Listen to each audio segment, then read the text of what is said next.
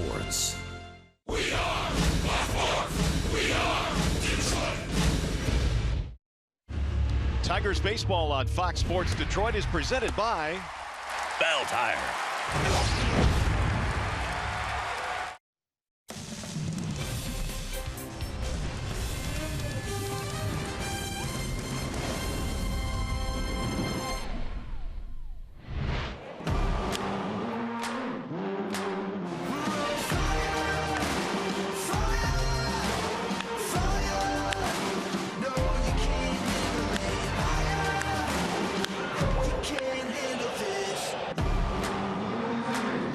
Target Field has been a launching pad the last 3 nights. The two teams have combined for 15 home runs.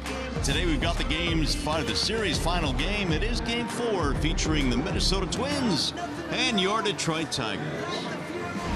Hi again, everyone. Welcome to Tigers Baseball. Mario and Pep alongside Rod Allen. Glad to have you with us here for the series finale. There has been a power surge here at Target Field the last 3 nights. Rod, really two teams that don't hit many homers have decided to hit a ton. I mean, what's up with that? I mean, because you have the Tigers who have hit the fewest home runs in the majors this season, but all of a sudden in this series, along with this other team, Minnesota, 15 combined. If they hit 3 more today, it will establish a record set here just 2 years ago. All right, now a guy who's certainly glad to at least contribute to the Tigers, Mikey Montook, back in the lineup again today, and why not? A couple of home runs in the series. You know, think about Mikey for a moment. He went home last year after hitting 13 home runs. He knew the team was rebuilding. He figured he'd have a chance to play every single day in the major leagues, but he didn't know Victor Reyes was going to show up. He didn't know Nico Goodrum was going to show up, and he didn't know Jacoby Jones was going to have the spring training that he had. So Mikey Montook has found himself playing down in the minor leagues the majority of this season, but he's back now, and he's homered twice in this series, driven in 6, and he's happy. And the one thing that Mikey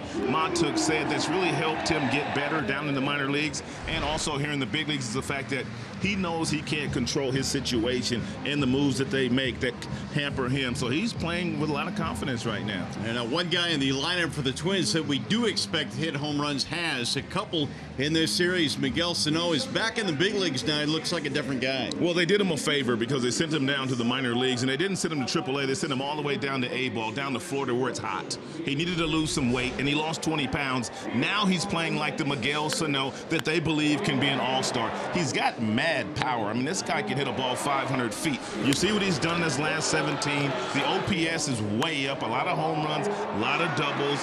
They'll have to slow him down today, and that will be Buck Farmer's responsibility. But this guy's dangerous. Tigers have done a nice job against him, however, because they pitch him inside aggressively, and they throw him a lot of breaking balls off the plate, and he swings and misses a lot. So that's how they get Miguel out. All right, Game 4 in the series just minutes away. Coming up, how about the Twins? They're getting a jolt of power. Mauer Power, a guy that doesn't hit too many. He's got a couple in this series. More from Target Field coming up next.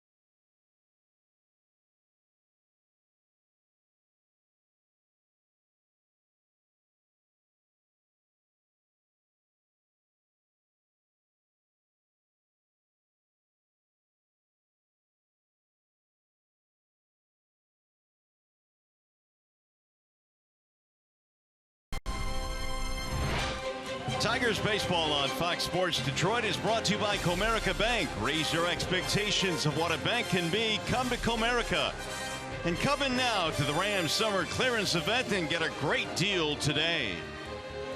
Joe Mauer has had a marvelous career. He's been in the big leagues for 14 seasons. And when you've been in the big leagues that long and you have over 2,000 hits, people start to talk about you possibly going to the Hall of Fame. And is Joe Mauer Hall of Fame worthy? Well, we've got some numbers for you. He hit .365 in 2009, best by a catcher since 1900.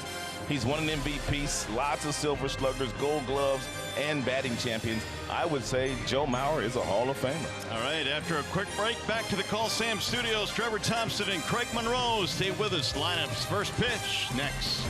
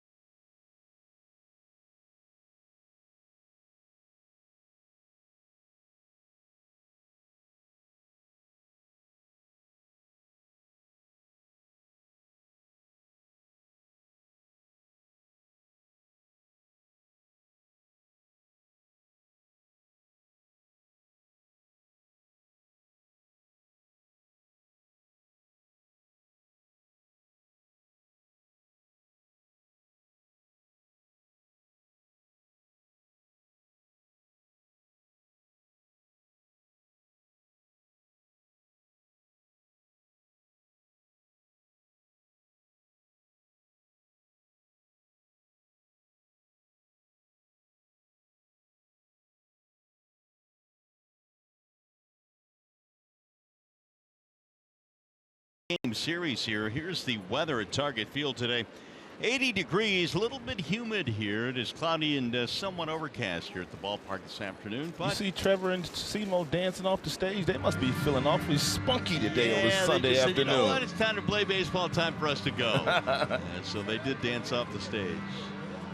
But we are glad to have Game 4 in the series, and Rod, a nice split here would go a long way for the Tigers. Got a good homestand coming up. Let's get it today. Well, they need to get it, and they got to play some clean baseball because we know this Minnesota Twins team, for whatever reason, they play their best baseball right here at home. Tigers were able to beat them last night, snapped a 7-game winning streak right here, so they'll have to do that again, match their energy.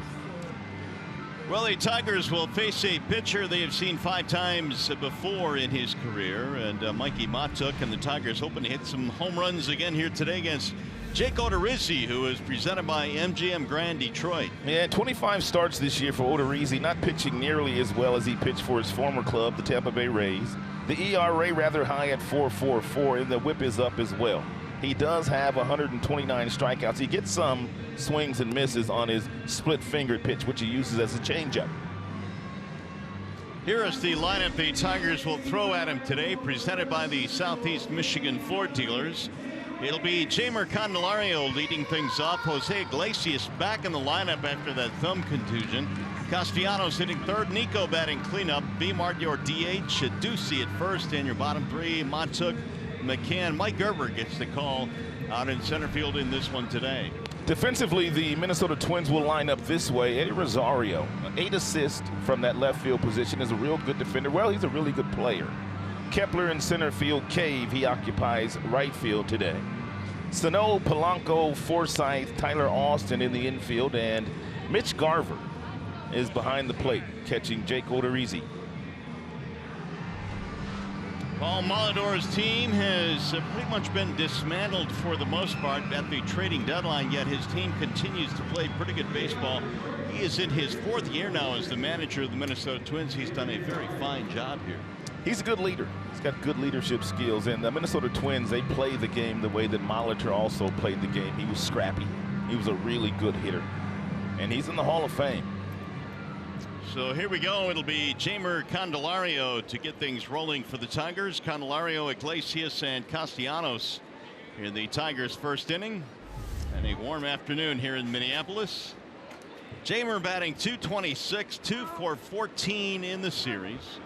And Jeimer doubled to lead off the contest yesterday, but didn't score. Stranded at third base.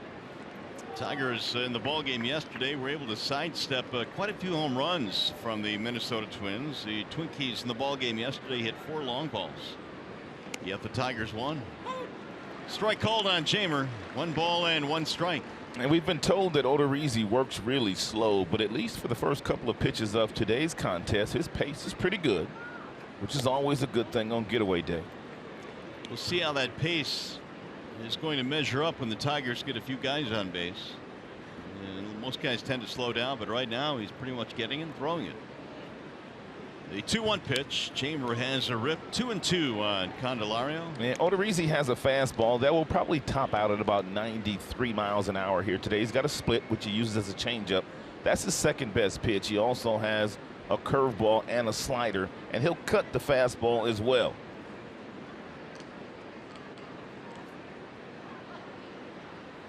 Jeimer looks at a ball high, run it full now, 3-2. Odorizzi, one of those guys with the old-fashioned windup, takes the step back, gets to a real nice balanced position with that front foot. Ground ball, third base side, fielded by Sano. They had him played nicely. Jeimer is out of there, 1 gone. Well, we've seen a lot of home runs in this series. If the Tigers can get 3 or more in this game, bring a copy of the box score to a participating Arby's location tomorrow, and you will get a free small order of curly fries. How in the world do you have one guy on the left side of the infield and the left-handed batter hit it right to him? Directly at Sano. They had him played perfectly. Here is Iglesias. Iggy back in the lineup today after missing a few games. He had that sore thumb. He last started a game last Wednesday. He did appear as a pinch runner in this series, but that's been it. He'll shoot one foul, back out of play, 1 ball, 1 strike. First couple of pitches to Jose Iglesias in this particular at-bat from Odorizzi have been away from him. However, the Minnesota Twins have really come in aggressively on Iggy. As a matter of fact, they're the ones that made his hands sore at Comerica Park by jamming him with good fastballs inside. Ronnie Rodriguez, pretty good job of filling in the last couple of days for Iglesias. Ronnie doubled in a couple of runs yesterday, but Iggy back in there today. Ronnie also had a big hit a couple of days ago in the 9th inning. Jose does stand just about right on top of the plate. Batting in the 2 slot after spending most of this season is the 8th hitter.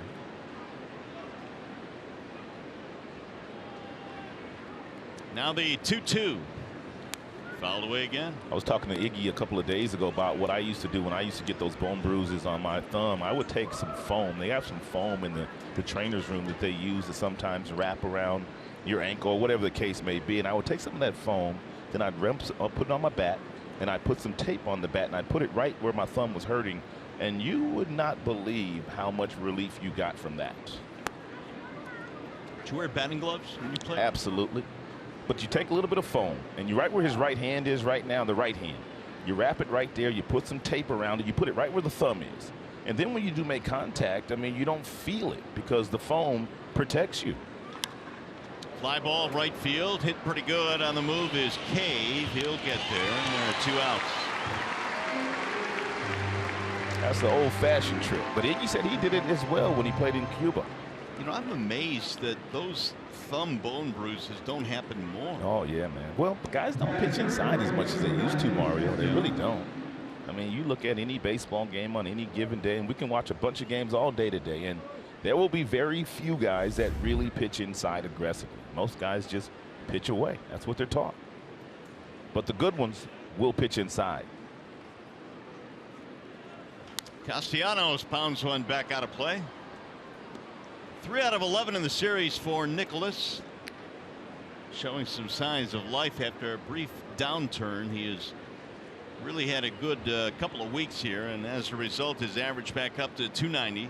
And Nicholas has 138 hits already this season. And he's probably going to get 300 total bases. He is top 10 in hits with the 138. That's good for 7th in the American League. He's really good against breaking balls. Infield playing to pull.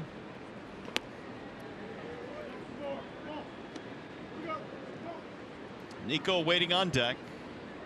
Castellanos trying to get something started here with 2 outs in the first.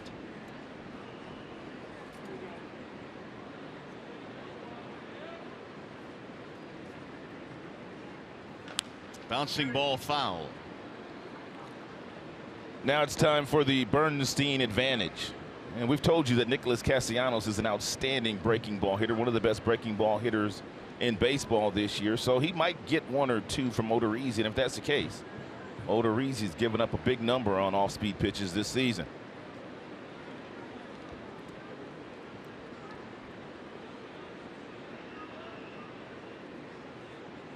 Only 1 for 11 against Odorizzi in his career.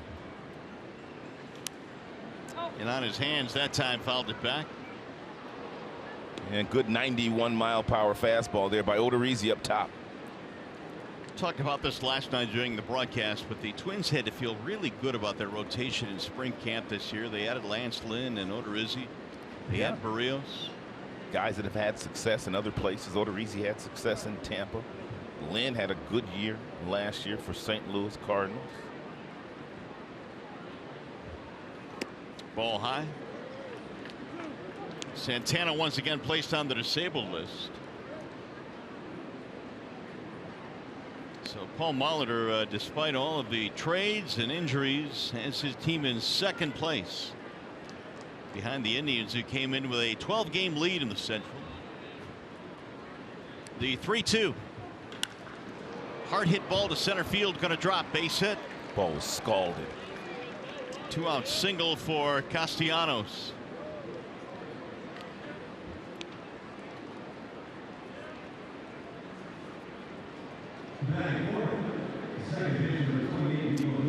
Menard's big money encounter. The Target Field series record for home runs was established a couple of years ago with 18. I think we got a pretty good shot to get there today. Yeah, the previous 3 games we've played in this series have been played under the lights, and the ball travels more and better here during the daylight. 15 home runs in this series. Nico fouls one back out of play. Goodrum is at 233 overall, 3 out of 10 in the series. He's had a homer. He's had a couple of doubles. Continues to shine against the team that once drafted him, cultivated him, but never really gave him a shot at the big league level. What did Paul Molitor say? Good, he's been haunting them. He's been haunting us. Swing and a miss. Tigers have played now a league-leading 58th day game. 58 games this year they've played under the sunshine. 58 at 125. That is nearly 50% of their games. And that's the amazing part. When you're talking about 46% of your games in daylight, that's right. A lot. They must feel like they're Chicago Cubs or somebody. Yeah, exactly. Back before the lights at Wrigley. Swing and a miss. He struck him out. Nico is out of there, and that's all for the Tigers. No runs, 1 hit, 1 left. Here comes Buck Farmer.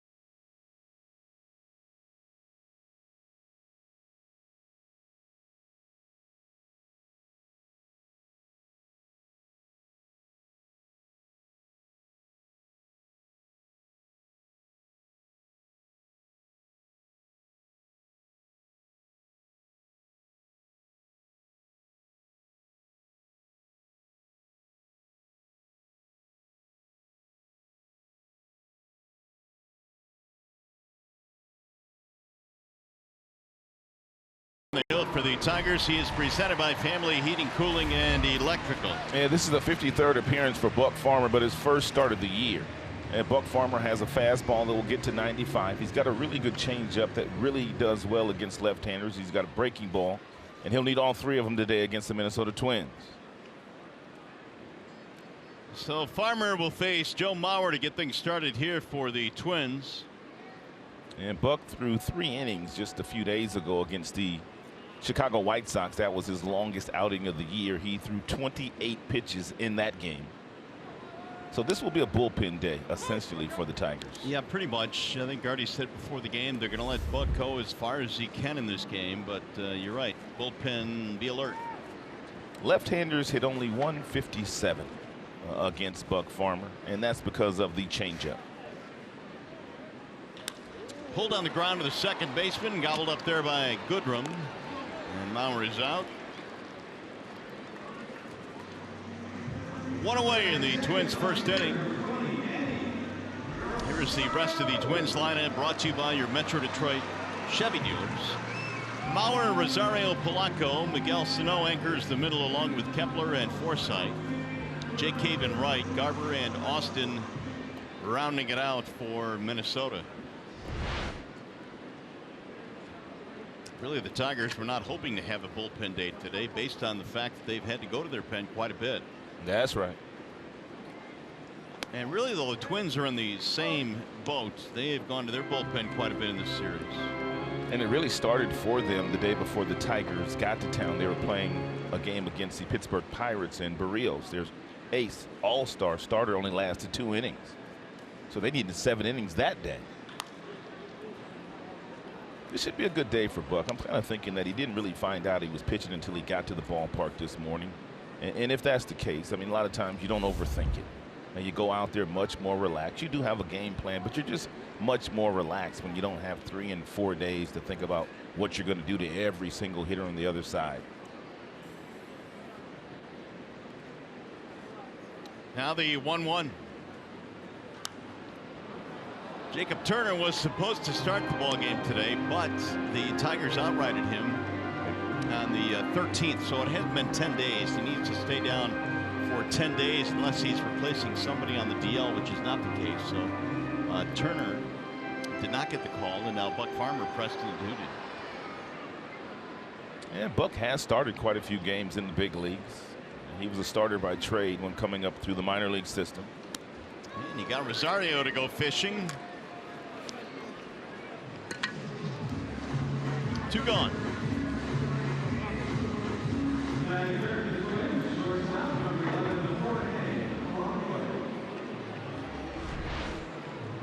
Good fastball here by Buck Farmer up top. We do know that Eddie Rosario will swing at just about everything. He's a good bat ball hitter. So 3 left-handers to start the game against Buck Farmer, and Buck Farmer has dominated left-handers this year. And it's not really a small sample size. I mean, about 85 at-bats this year against left-handers, and they're hitting only a buck and some change. Well, and it's one reason why the Tigers were able to go with long stretches without a lefty in the bullpen. Right. And they had Buck out there who could take care of lefties. Polanco batting .280.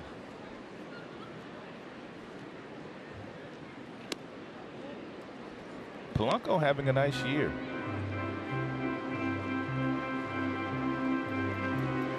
Serving an 80-game suspension to start the season for PEDs, and now he's back in their lineup and really has done good work, as you mentioned, 20 driven in. They think he can be a 300 hitter from both sides. Right back to the mound, and Farmer will have an easy 1-2-3 first inning. On our way to the second in Minneapolis.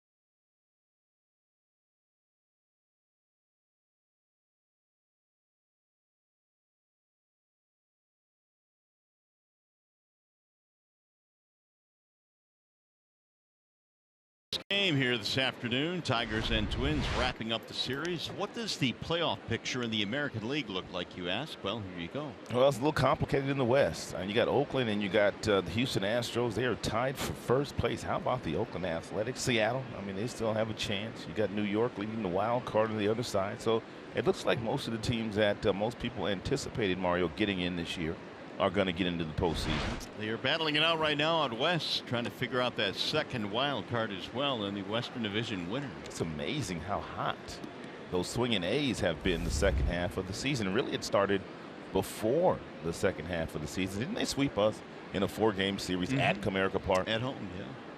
And we play pretty good there. Sure do. Victor Martinez leading things off. Trying to figure out what the secret sauce is for the Oakland Athletics, because they really don't have much star power on their team. The rotation is patchwork. Their bullpen now is very, very good, but they've just been able to play consistently, and they play hard. We know that. I'll tell you in a second. Okay, I can't wait. Wait, let me get my pen out because I want to. No. They win a lot of one-run games. They played a lot of one-run games, and they've won the majority of them. They don't lose past the 7th inning. You talked about the bullpen is locked down. They hit lots of home runs, and they score a ton of runs off other teams' bullpens, like the 7th, 8th, and 9th inning. They score a boatload of runs. Yeah. I think they are still the highest scoring 8th inning team in the American League, so they're finding a way to get it done. And that young kid that's playing third base for them right now, he might be the best defensive player in baseball. That ball hammered to right field down the line. It is hooking, and it is off the wall. Victor's going to motor to second, and the throw comes in, and he is safe. Ball gets away from Polanco. It'll be a double for Martinez, who nearly hit it out. Victor hurt himself, I think.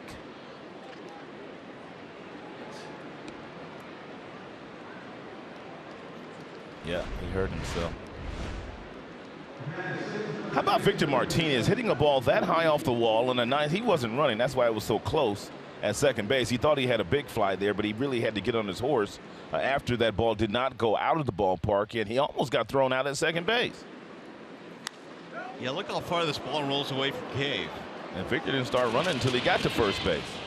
Now say, uh-oh, I got to go now. No, Victor's got that closing speed. Yeah, fresh legs.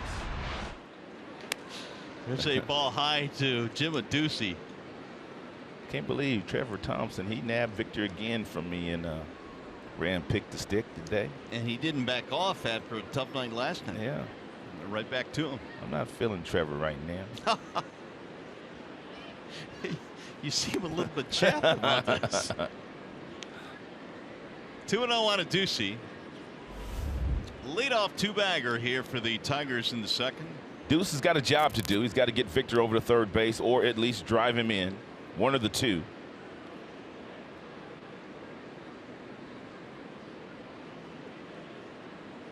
This is a tough situation because Victor doesn't run well. If there's a ball hit extremely hard at any of the infielders, whether it be to the second baseman, the shortstop, or the first baseman, you usually can go to third base no problem.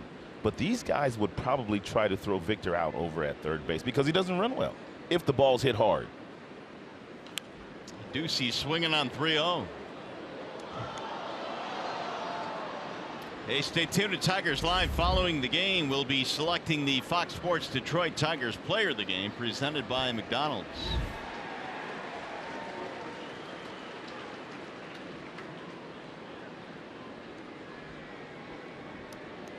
Three and one on Adducy.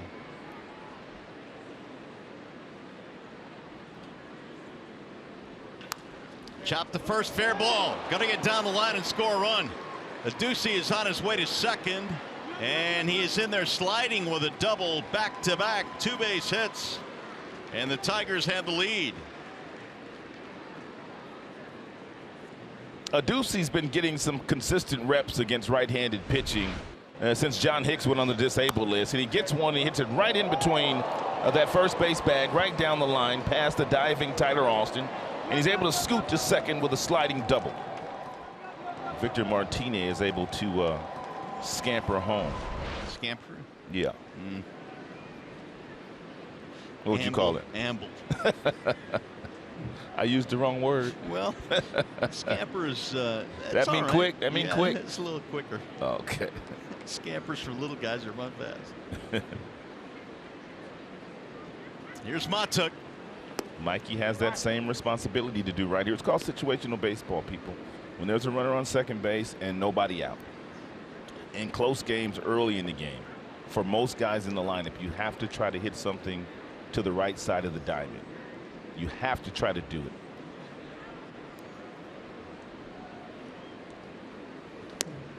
And you can watch the hitters approach in the batter's box, and it will tell you exactly what they're trying to do.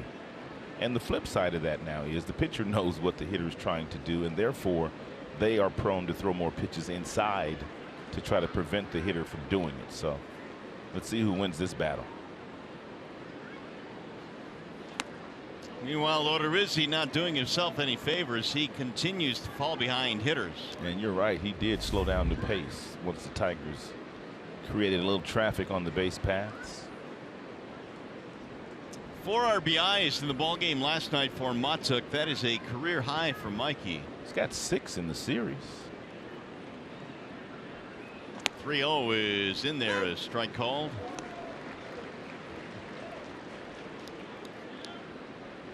James McCann waiting on deck.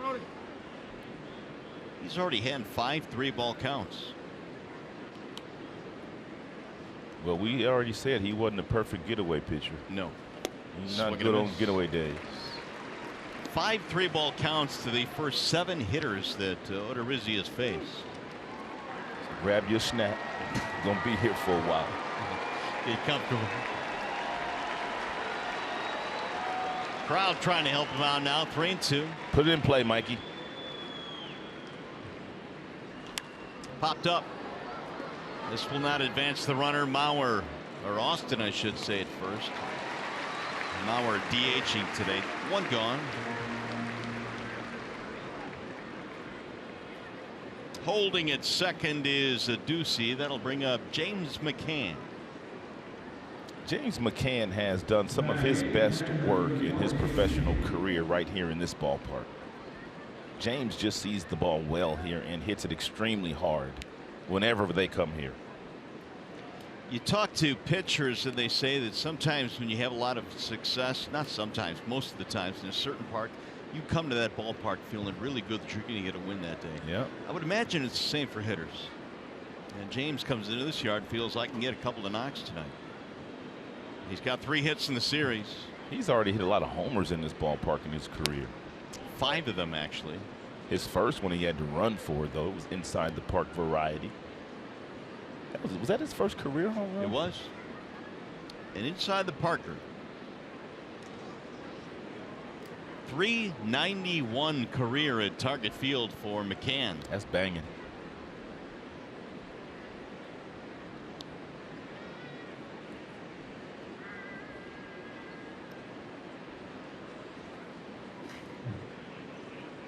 We were told Odorizzi is at about 25 seconds between pitches, which is one of the slowest in the American League. It has seemingly come to a halt with men on base.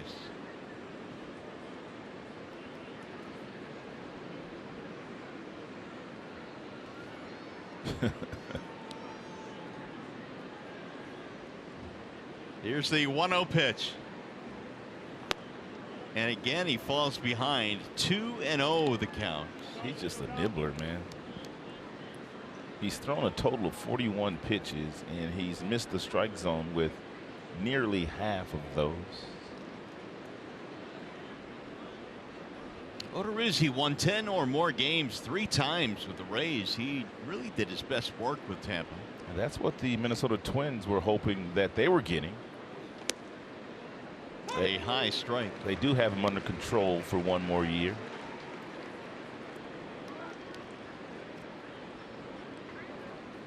Most of his fastballs have been up in the strike zone. Has not really been able to get the ball down. And James McCann has a huge hole on the right side of the infield.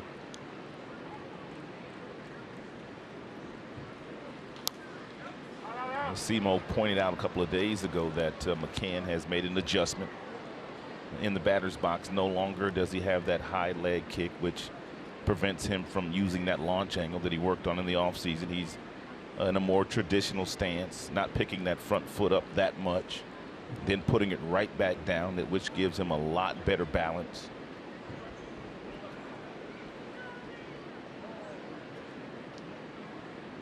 He used to really pick that left foot up. He had a high leg kick. Not anymore. Odorizzi. He is not in any hurry today. Odorizzi is 27 years old, born in Illinois, and he grew up a Cardinals fan. Highland, Illinois is where he grew up. Swing and a miss. He got McCann to chase, and that is his second strikeout of the game. 2 away. Pretty good breaking ball here by Odorizzi, and most of the fastballs up, and then he buries a breaking ball down and away to James McCann. That was a slider. It's a really good look at that slider, and you can see why some hitters get fooled on it. It kind of looks like a strike until about the last 5 feet. Here is Mike Gerber now with 2 outs. Gerber needs a hit.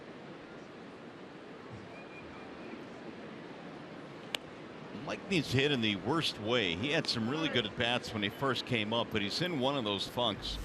0 for his last 25, which has dipped his average to $114. Showed power in the minor leagues, hit 11 homers this year. He's a really good defender. And the Tigers are high on Gerber despite him struggling just a bit lately.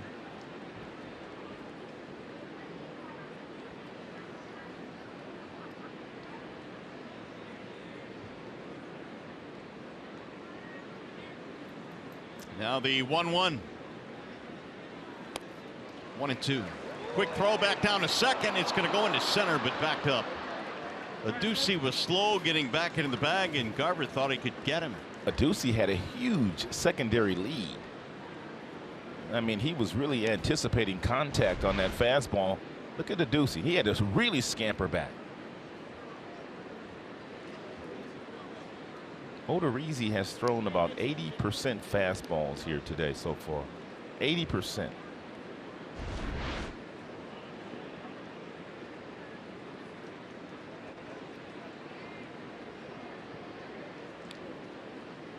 Now the 1-2. Strike 3 called. Gerber took one in the outside corner, and the Tigers will settle for 1 run. Well, around the league, the St. Louis Cardinals are climbing the standings. We'll sort out the crowded National League playoff picture next.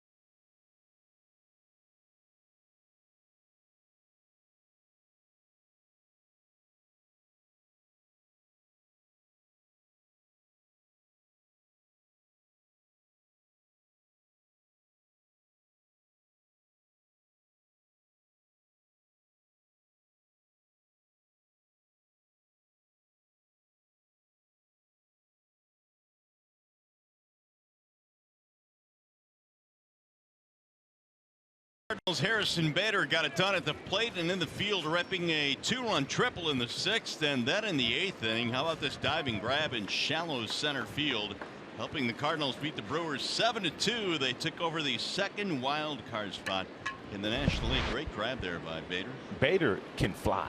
I mean, he can really run, and he plays with a lot of energy, and that's one of the reasons why they traded Tommy Pham to the Tampa Bay Rays, because they like Bader. Well, he's been coming through for them, and the Cardinals now out of nowhere. Yeah, out of nowhere is right there. I mean, they fired their manager, man, and they have just taken off. Apparently, they made the right move. Miguel Sano leads it off here in the 2nd. Sano, Kepler, and Forsythe facing Buck Farmer, who had a 9-pitch 1-2-3 first inning. And Buck will come back with another breaking ball right here, down and away, trying to get Sano to swing and miss. Got to locate it though. Even with the heater at 93, and painted it.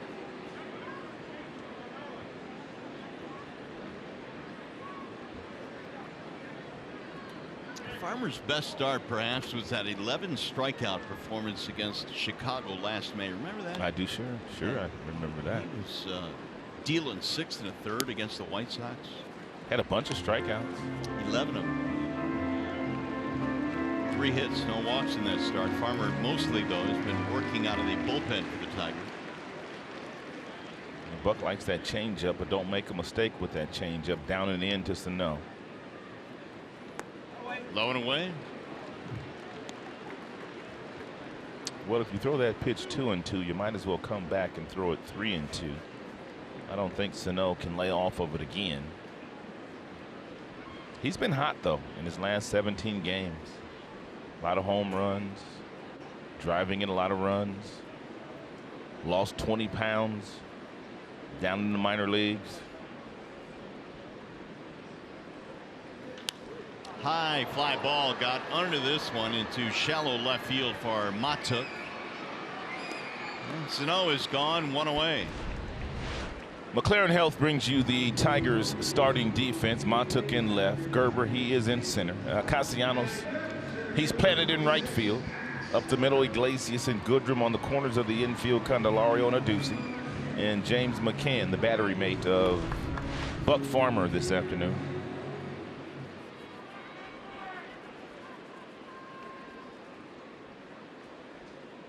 Now Kepler stands in. Kepler, a .233 batter. He's got power, 15 homers this year. He's out in center field again in this one as the Twins continue to wait for Byron Buxton to get healthy.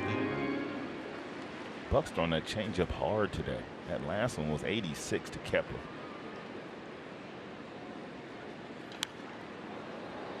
Oh, 2.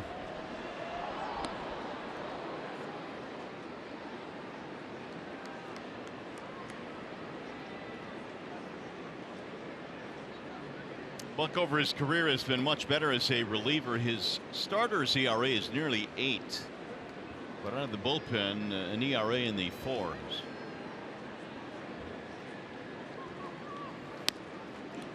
It's a good pitch. I wonder what they're going to back it up with, though. When you go inside that aggressively, usually you have an idea of going back outside with a changeup or a backdoor breaking ball. But they're going to double it up with another fastball inside. I like this. Don't miss, though. That's what you don't see that very often, Mario. Guys doubling up with fastballs inside. That it used to be where that happened a little bit more. Oh, without question. Guys used to pitch inside a little bit more aggressively. It makes the hitter think a little bit more than they normally have to think. They got to cover the whole plate instead of just the outside part of the plate. Now here comes that changeup.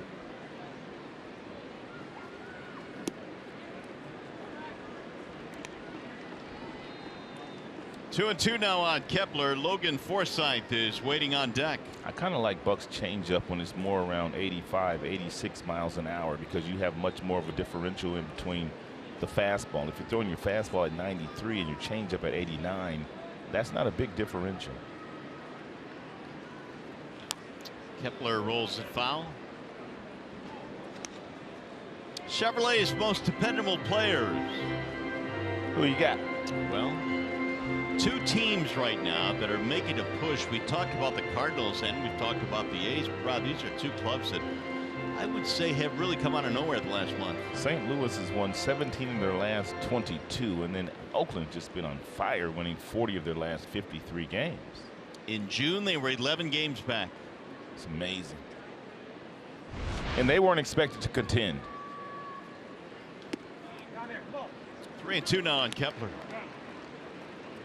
And Buck was able to get ahead of Kepler 0-2. And now Kepler's worked the count full.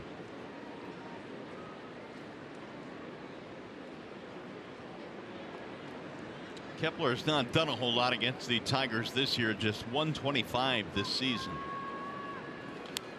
Fouled away. What kind of ceiling do you think Kepler has? I mean, he's a guy that has a little bit of power. He has the ability to play right and center. I think his ceiling probably is right around 240, 250 with some power. He'll probably hit 20 home runs if they continue to let him play. The one thing that he does pretty well, he pretty much hits left-handers better than he does right-handers, so he has to improve against right-handed pitching. Got himself a walk. That'll be the first runner of the game for the Twins. Well, we showed you the American League. What do we got in the National League? Here's the playoff picture in the NL. How about Philadelphia? Philadelphia, a half a game up in the wild card, along with St. Louis, as we mentioned. Then you got Atlanta over there that's still playing some outstanding baseball. Cubbies look like they're starting to take off. And they got a race in L.A. too. L.A., Colorado, Arizona. They got some races in the National League. Who's the bigger surprise for you, Atlanta or Philly? I would probably say Atlanta is the biggest surprise for me because they weren't supposed to contend for one more year, but they've sped it up, obviously, with a lot of youth and athleticism and some good pitching. What does that say about the game when you can play as many young guys as they have? I mean, they've got really good players. I understand Acuna and Alves, but it says something about the way the game's going, I think. The game is trending that way. Younger players, more athletic players, guys that can play multiple positions.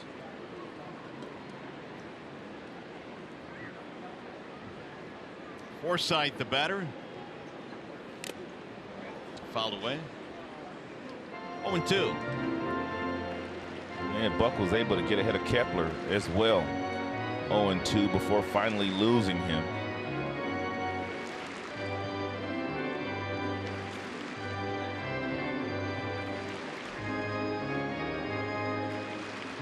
One on, one out. We're in the second. 1-0. Tigers have the lead on the RBI double by Jim Adduci.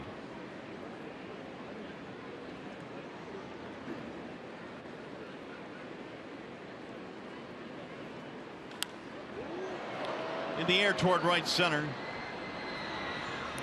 Gerber is under it, and there are 2 gone.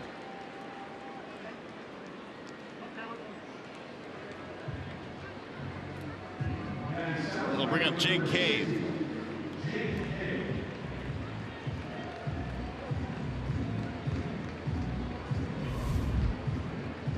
Cave at 274. He's got 4 home runs this year.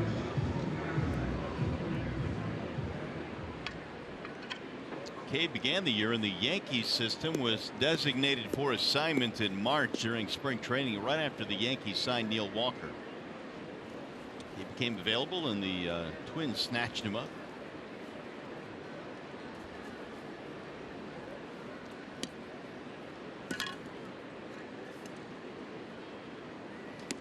It's probably better for Cave.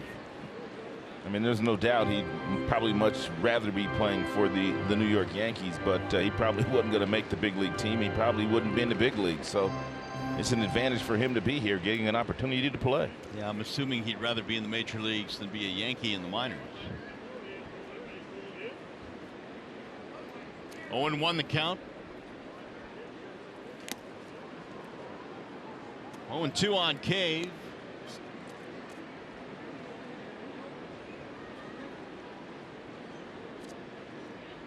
Where's the Yankees AAA affiliate? Scranton? Scranton Wilkes-Barre. Yeah, it's a lot nicer here in Minnesota than it is in Scranton. Yeah. No disrespect to Scranton Wilkes-Barre, but it is AAA. Now the 0-2, and he got him strike 3, caught him looking, and that is that for the Twins. Coming up, we'll talk to last night's winning pitcher, Ryan Carpenter of the Tigers. We'll mic him up next.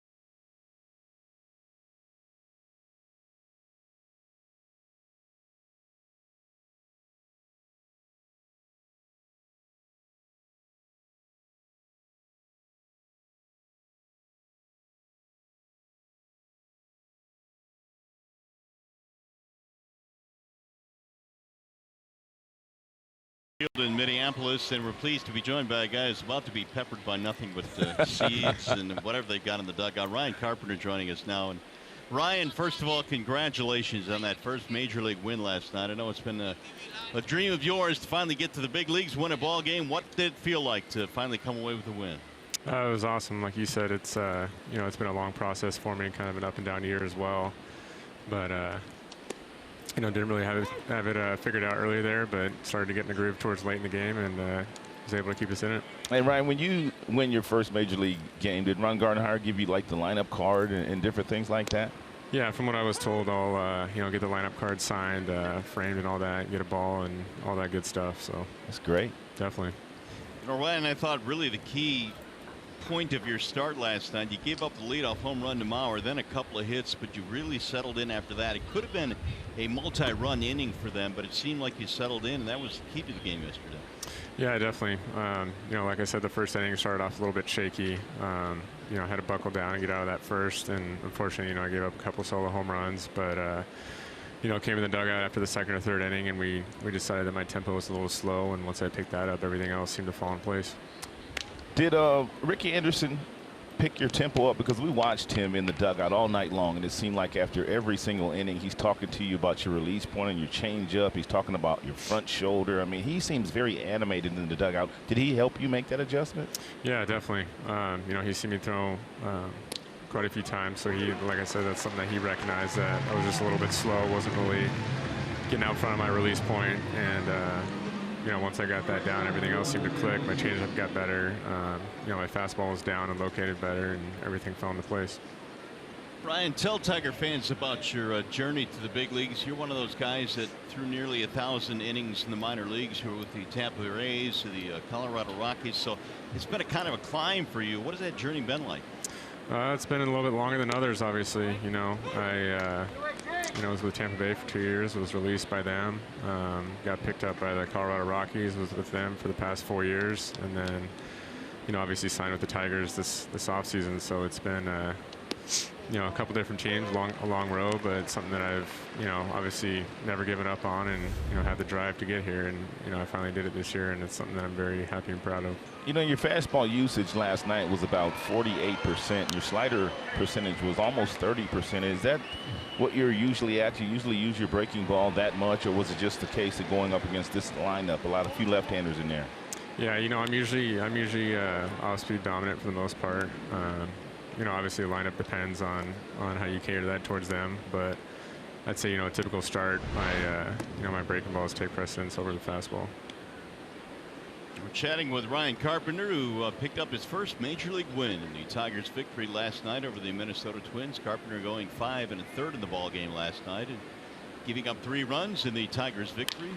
There's a chopper to the shortstop, gobbled up there by Polanco, and there are 2 gone. And Ryan, we talked about your minor league journey, but you also played in the Cape Cod League as an amateur. If you can make it there, they say that really can be a springboard for you. Did you find that to be true? Yeah, I mean, especially being up here and through the journeys to the minor leagues. I mean, you see countless number of guys that you played with or against in the Cape Cod. You always hear that, a large percentage of those guys end up making it to the major leagues, and it seems to fall true. So. You went to Gonzaga as well, did. College that is much more known for basketball than baseball. What was your college experience like?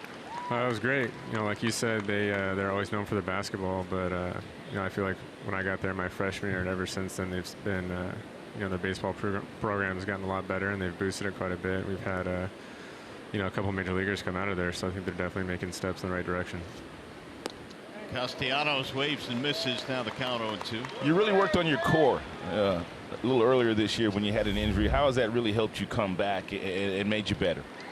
Well, it's been huge. It's something I've never had a problem with before, and once I did get injured, I think that made me realize how important that is. And almost those 2 months I spent down in Lakeland rehabbing, it's something that we focused on and hit hard every single day was strengthening your core, and it's still to this day every single day something that I work on and try to improve.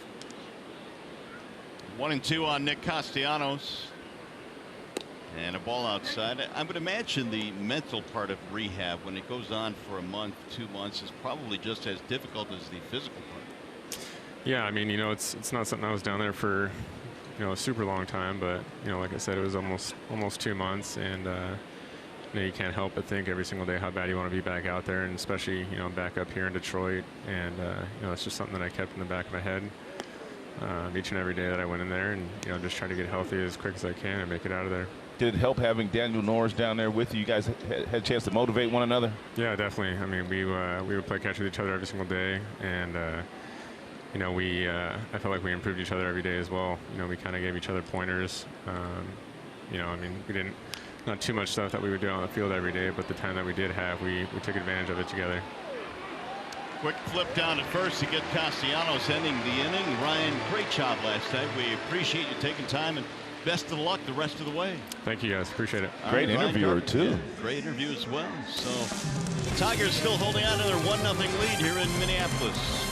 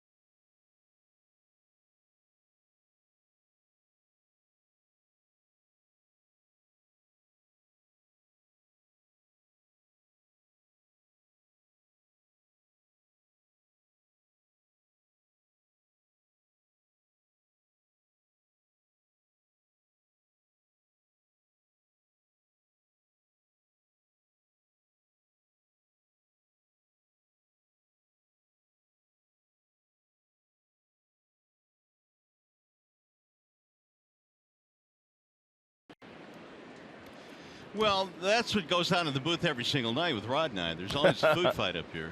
He's throwing hot dogs, I'm throwing cake. Yeah, that's a pretty big waste of food there.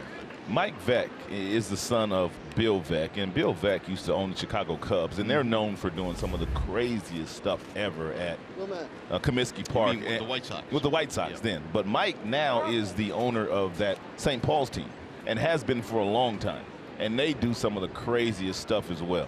How about disco demolition? Oh, that worked out well for him, didn't it? Worked out well for the Tigers. They forfeited a game.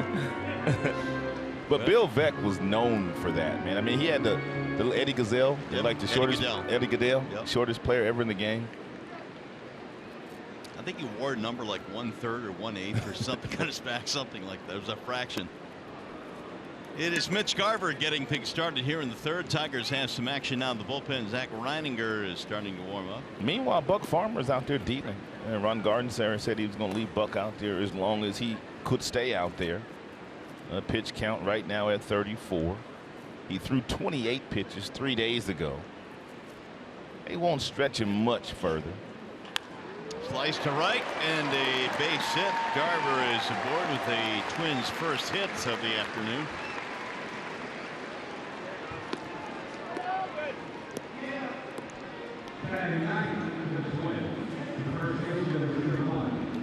Hey, the White Sox are coming to town on Saturday, August 25th, 6:10 p.m. The first 10,000 fans receive a 68th 50th anniversary Mickey Lolich bobblehead.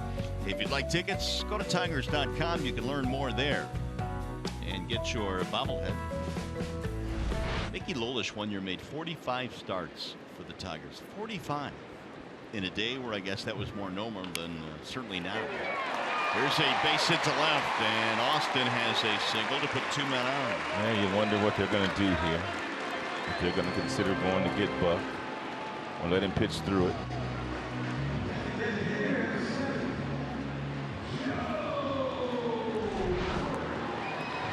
Austin jumps on the first breaking ball and hits it right past the diving Candelario. He nearly made that play. Well, if Gardenhire was considering it, he's probably going to let him go here against Mauer because Buck has been better against lefties. He might let him go against all three of these left-handers, as a matter of fact, if he has success with Mauer. Mauer, his first time up today, grounded out sharply to Nico Goodrum. Buck Farmer will take another one of those ground balls, but Mauer usually hits the ball the opposite way in this situation. Ball one high.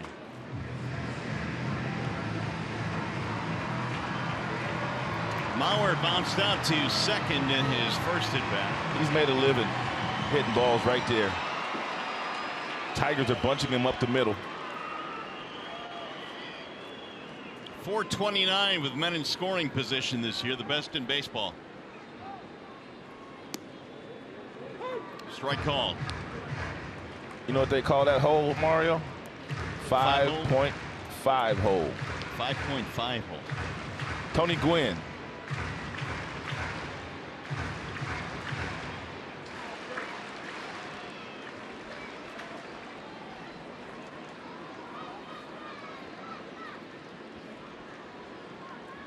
Here's the 1-1. You know, you mentioned Gwynn, and I wonder how defenses in today's game would play Tony Gwynn. I mean, is there a point in shifting on Tony Gwynn? No, straight up. They'd have to play him straight up. There's no way you can shift on Tony Gwynn the way that he can handle the bat. He can hit the ball from foul line to foul line.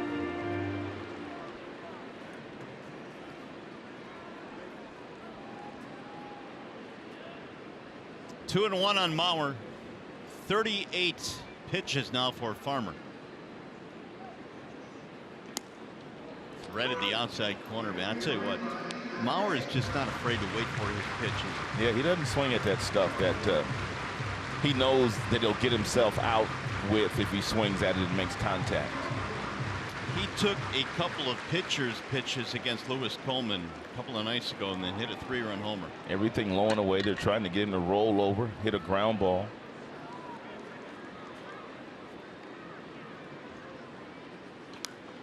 Fouled away. Hey, as you enjoy a Miller Lite, look forward to the whole true moment later in today's game. Buck Farmer with his first jam, I guess you could call it. 2 on, nobody out. Tigers got a run to take the lead, 1-0 on the Adduci RBI double in the second, driving home Victor Martinez.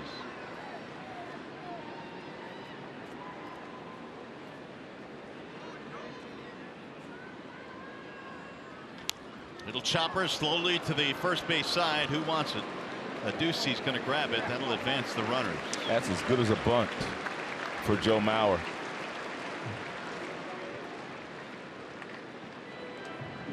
One away now. That'll bring up Eddie Rosario.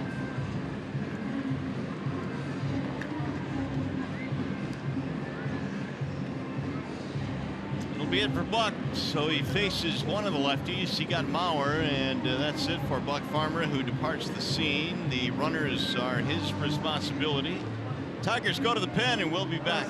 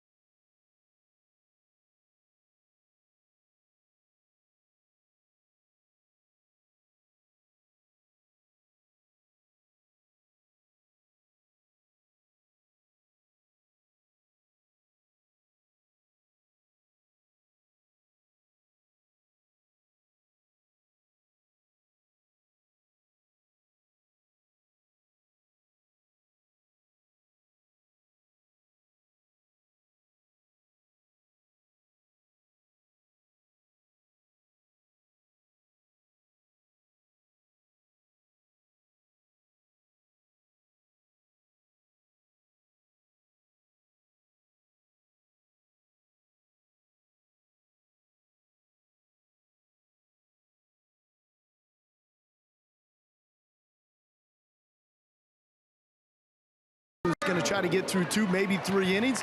Now he turns it over to Zach Reininger. But I wanted to tell you guys a little story we found out about Joe Vavra, the quality control coach for the Detroit Tigers. Yesterday we were waiting to get into the manager's office, and the security guard out there had a bag with about a dozen ears of sweet corn. I said, "Where'd you get the corn?"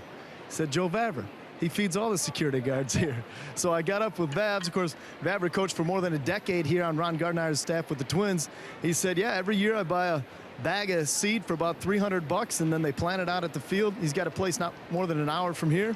And he said, "I fed the Twins for a number of years, and now he's feeding the security detail here at the ballpark." So if you're looking for good sweet corn, Joe Vavra's you got to go to.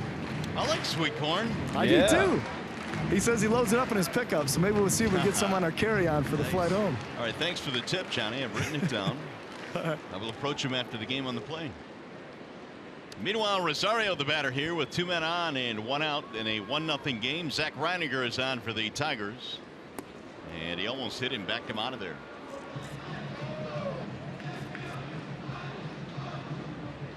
Reininger for Farmer. Buck goes 2 1/3. He is responsible for both Garver and Austin on the bases.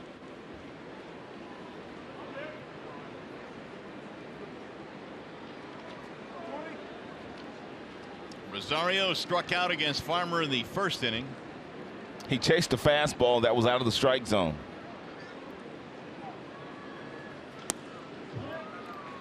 Two and one. Wall side windows change, and here are the numbers on Zach. Zach's got a good arm. His fastball can get up to 97 miles an hour.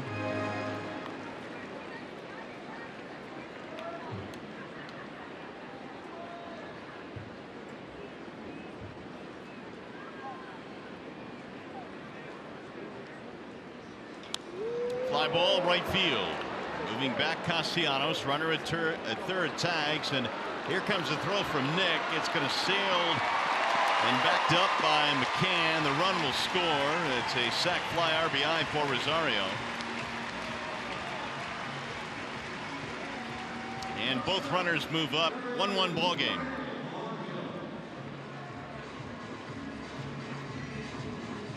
Bring up Polanco.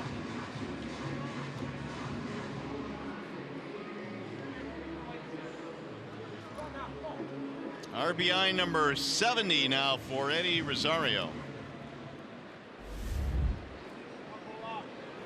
Polanco hit one right back to the mound in his first at bat. He's 0 for 1.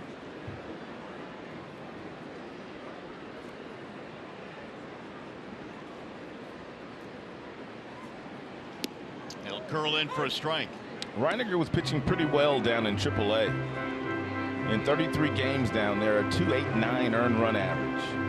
Had 48 strikeouts in 46 innings pitched.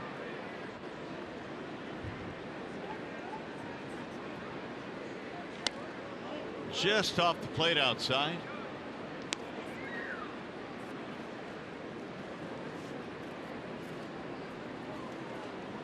Nice job by Buck Farmer. He threw 41 pitches.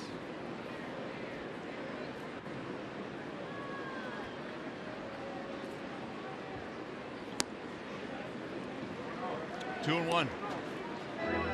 We were told coming to the ballpark today would be a bullpen day as Jacob Turner was scheduled to start, but he was sent back to Toledo. He had not spent enough time after being re-signed by the Tigers and outrighted to Toledo. He's got to spend 10 days, and it wasn't 10 days yet, so he couldn't go today. Drill to center field, hit well. Gerber on the run, still going. Can't get it, up against the wall. That'll score a run. It's a double for Polanco. A 2-out RBI to give the Twins the lead.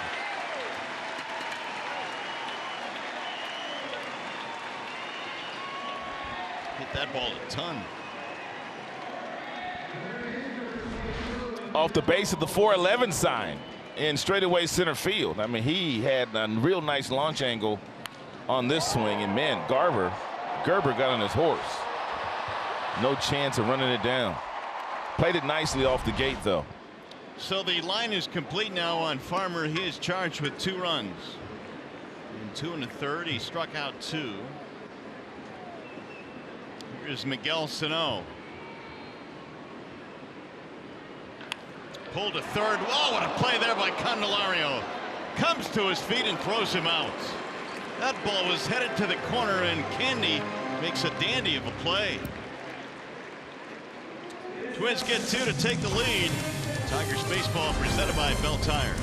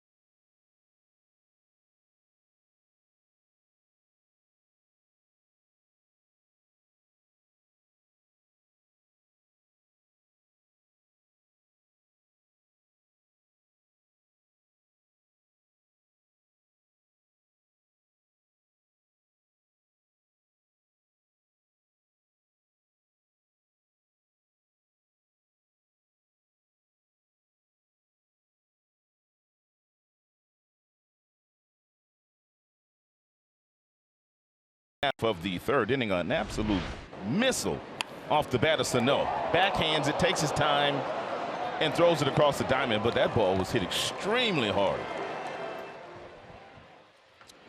Love to see the exit velo on that ball. It was hit into the ground, but a bullet. Candelario making a very nice play. It'll be Goodrum, Martinez, and Ducey here in the fourth. Tigers trail for the first time this afternoon. Nico cuts and misses. And Nico struck out on 3 pitches his first time up today.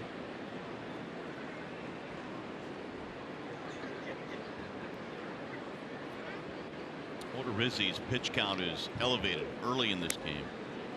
Odorizzi's thrown a lot of fastballs today, and most of his fastballs have been up in the strike zone.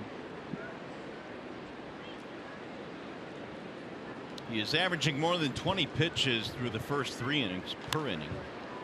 Sky to left, long run, and Rosario gets there. Man, that turned into a tough play.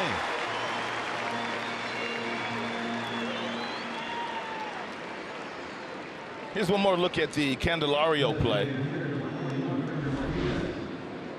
And one step down at the hot corner. Goes down to 1. He knows he has plenty of time because the ball was hit so sharply.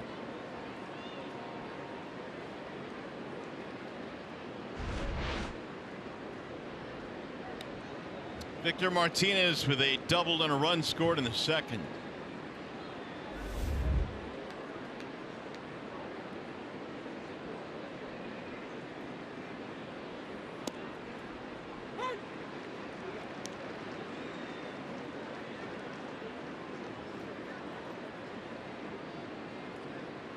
Victor had that 7-game hitting streak snapped in last night's ball game, but he started a new one here today. Kumar was 0 for 5 last night.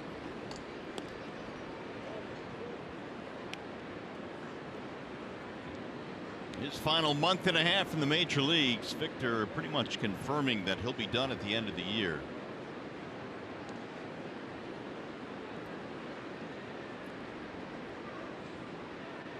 Now the 0-2. Victor's got that ranch in Florida, right? So he's going to be busy in his retirement in Orlando. Victor doesn't come off to me as the kind of guy that would have a ranch. I would agree with that. Yeah, I would agree. The 1-2. But it's nothing like owning that dirt, though.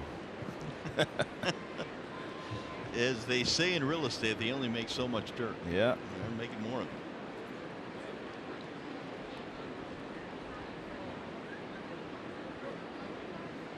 Ducey will be next. And Odorizzi up to 72 in the pitch count.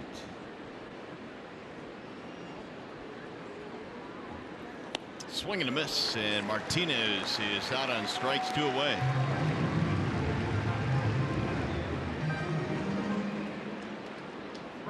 Yeah, Victor usually does not miss fastballs that are thrown right down the middle. He does not strike out very often. As a matter of fact, Victor, one of the toughest to strike out in the American League at age 39.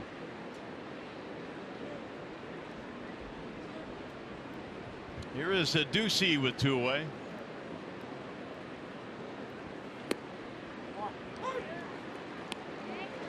Ducey hooked the ball inside the bag at first base in the second inning. It rattled around the corner for a 2-base hit and gave the Tigers a 1-0 lead. And the Deuce now with a 6-game hitting streak.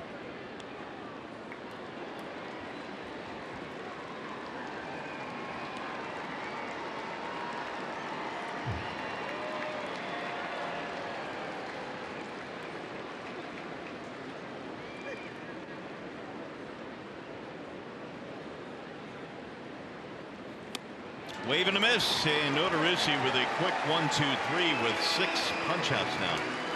After 5 hits on Thursday, the Tigers have made the necessary adjustments on Logan Forsythe. Rod will explain next.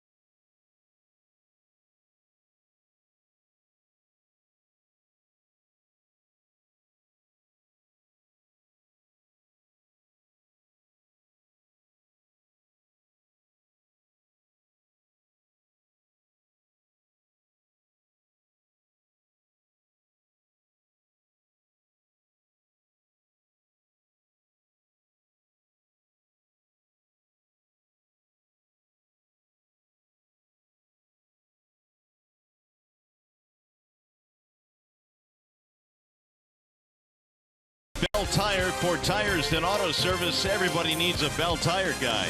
And it's Chevy Truck Month. Bring on the new and hand down the old. Chevrolet, find new roads. Another perfect day here in Minneapolis as the Tigers and Twins wrap up a 4-game set. Twins have the lead 2-1 as we go to the bottom of the 4th. It'll be Max Kepler to lead things off for Minnesota. Zach Reininger had to come on to replace Buck Farmer in the 3rd. Kepler had a walk but did not score in the 2nd.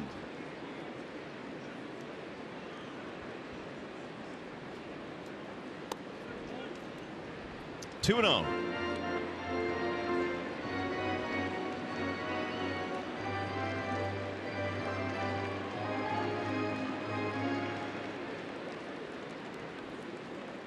Reininger came on in the 1st game of the series and was marvelous. Faced 4 batters and struck out all 4 of them. That's the 2nd pitch that he's thrown in that same location, and one was called a strike and the other one was called a ball. The home plate umpire today is John Lipka. Look at those 2 pitches. Yeah, identical. One a strike, one a ball.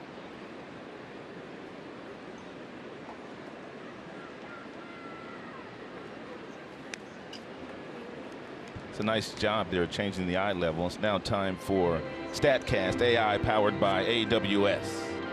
And you can see the shortstop, the second base, and first baseman all on the right side of the infield. And that's exactly where Kepler hits the majority of his ground balls.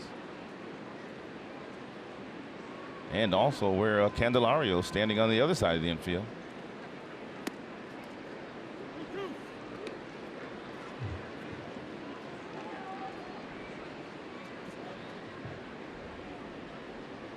Kepler, Forsythe, and Cave 5, 6, and 7 for Minnesota here in the 4th inning.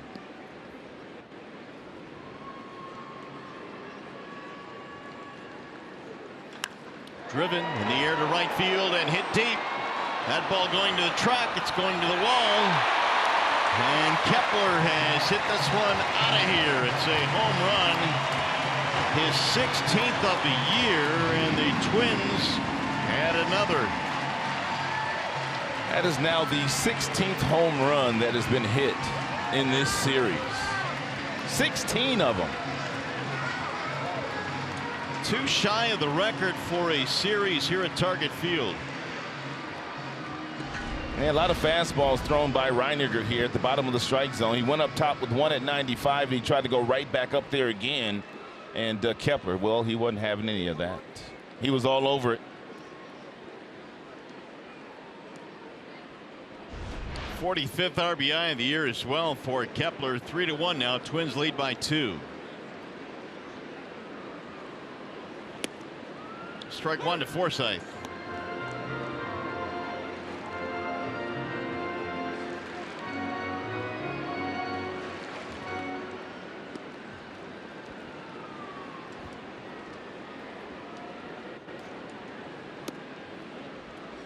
.404 feet on the home run by Kepler.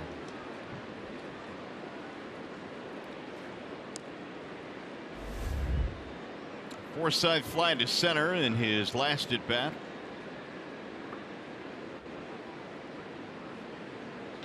Little chopper to the shortstop, Iglesias. Here's the 1-800-CALL-SAM call of the game. Remember this couple of days ago, Logan Forsythe had a career-high 5 hits in the game. He saw 17 pitches total, and not nary a pitch was inside.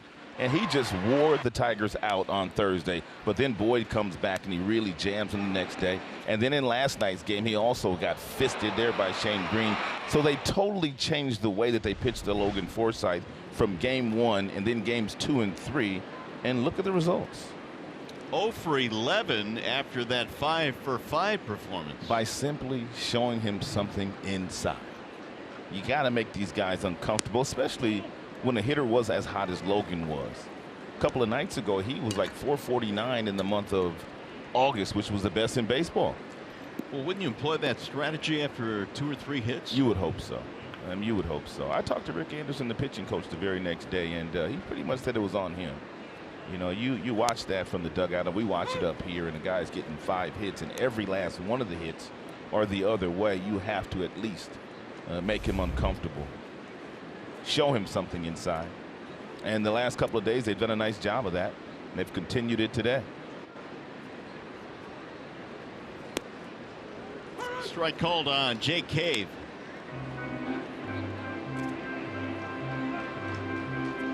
One and two on Cave, who fanned in the second against the starter Buck Farmer.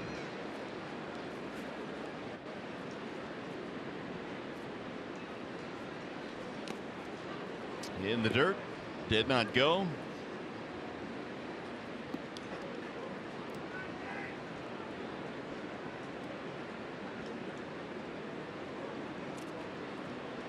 Twins, despite their loss last night here to the Tigers, still very good at home. 37-25 in this ballpark.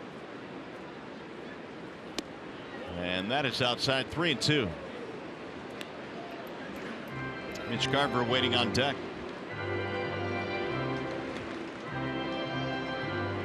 So with the home run by Kepler, all but two guys in their lineup today have homered in this series. Cave and Forsythe have not. Everybody else has at least one home run in the series. There's a drive to center field and deep. Guess what? And that's going to be gone. Oh my goodness, where did he hit that thing? My goodness. Jake Cave to the upper deck and center. I've never, ever seen a ball go that far to straight central in this ballpark. That was a blast. 429 feet. Is that it? It seemed like much longer than that.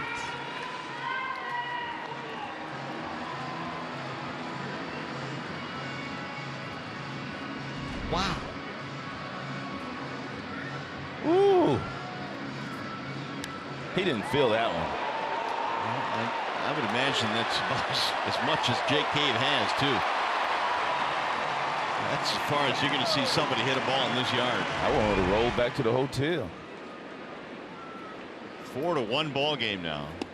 And there's a strike called on Mitch Garver. What do we got? It's like 17 homers in the series by 13 different players.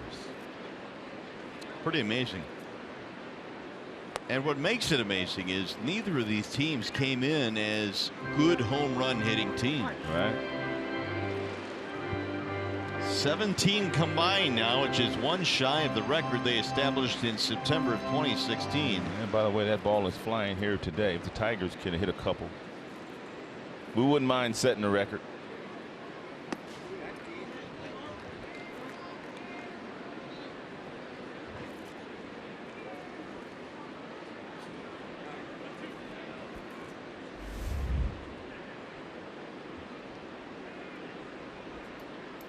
Garver had a single and scored a run in the third. He started the inning with a base hit that eventually chased Buck Farmer. Little bouncer to the shortstop Iglesias. And that'll take care of Garver. Two gone. Well, if you can't catch the games on TV, you can stream them live on your mobile device with Fox Sports Go. Download the app, take Fox Sports Detroit and Tigers baseball with you wherever you go. Made available by Oakland University.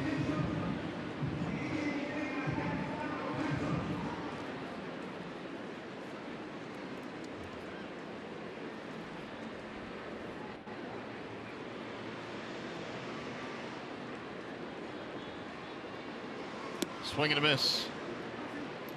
1-1 on Tyler Austin.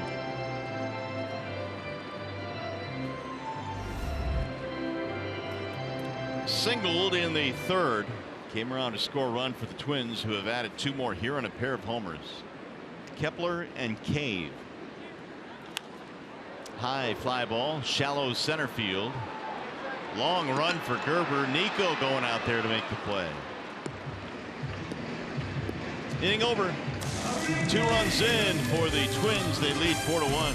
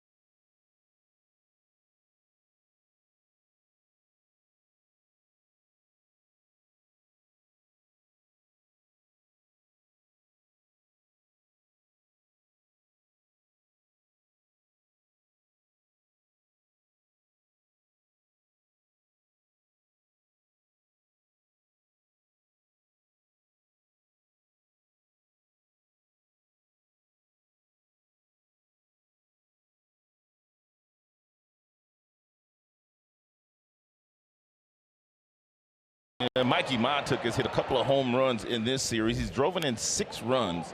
As a matter of fact, a career high 4 RBI last night for Mikey Matuk. His first 2 homers of the season in the series. And it'll be Matuk, McCann, and Gerber after Odorizzi and a 1-2-3 fourth. He's back to work in the 5th, and he throws ball 1. It's had to be a tough year for Mikey Matuk. We talked about it a little bit at the top of our show today. After hitting 13 home runs last year, the Tigers have started to rebuild. They brought up some younger players, acquired Victor Reyes, also Nico Goodrum, and which pretty much those guys have gotten more reps this year than Mikey. It was a frustrating spring for Matuk as well. But he's back up here now. A couple of homers in this series. And the one thing that Mikey Matuk does know, he knows he's a big league player.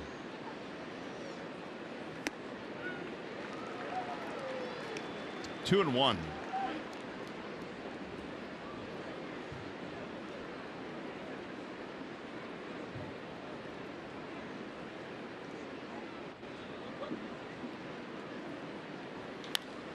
Popped up. Long run for the right fielder, Cave. And he'll arrive to make the play. 1 gone. Let's bring in Johnny Kane. Hey guys, out here in right field, of course, yesterday before the game, a special on-field presentation for Jack Morris. We know that it wasn't that long ago we did the same for Jack back in Detroit, but certainly that 1991 season was magical here in Minnesota.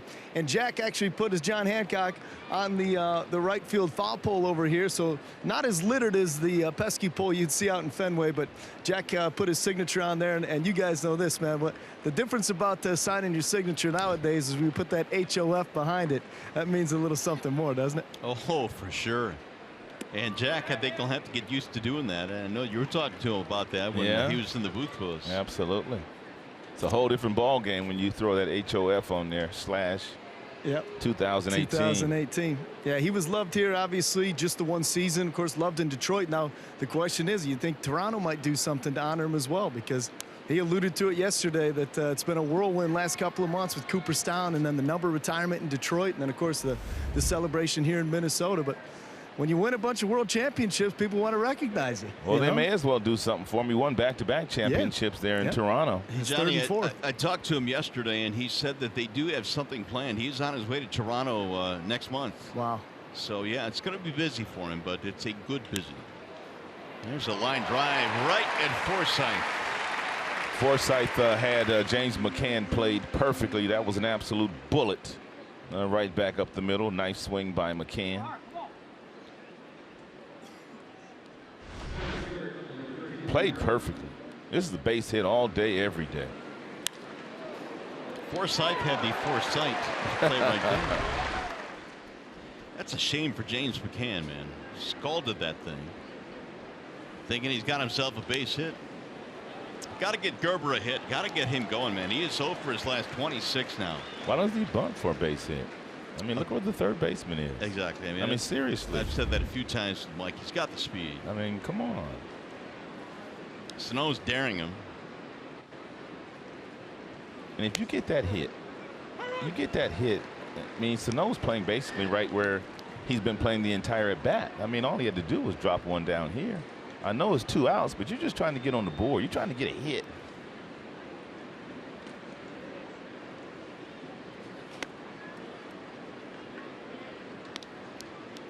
One ball and 2 strikes.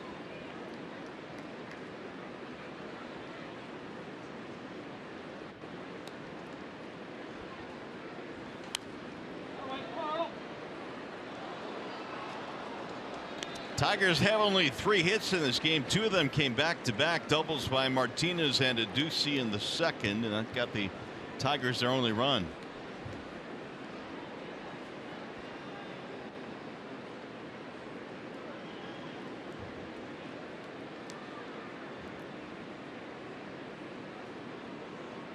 Now the 1-2.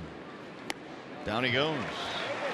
Gerber strikes out for the second time, and that's it for the Tigers. Jacob deGrom threw another gem last night for the Mets. National League Cy Young race in full effect. More on that when we come back.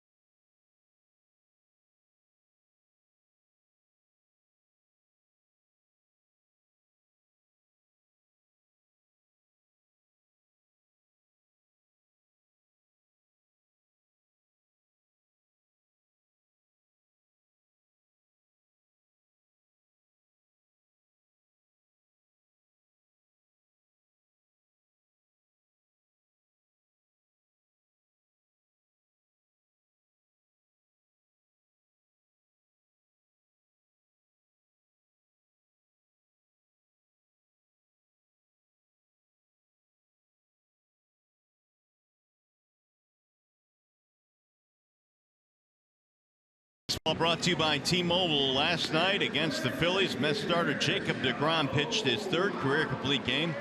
Gave up 7 hits, 1 run, punched out 9, and lowered his league-leading ERA to 1.71. Say in what? A 3-1 win. 1.71. He's been filthy. Well, when you look at the National League and the Cy Young race, certainly deGrom's got to be up there. Tigers go to the bullpen now. Wall sign windows change. It'll be Daniel Stumpf. And Daniel just returned from the minor leagues this morning, and he'll be going up against Joe Mauer and then Eddie Rosario, followed by a switch hitter. Mauer looks at a strike. 0 for 2, couple of ground balls for Joe Mauer.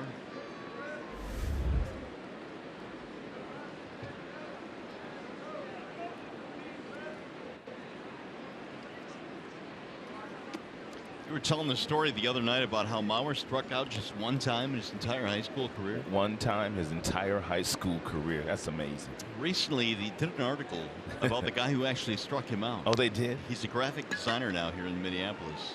And he said, well, they don't tell you about that game.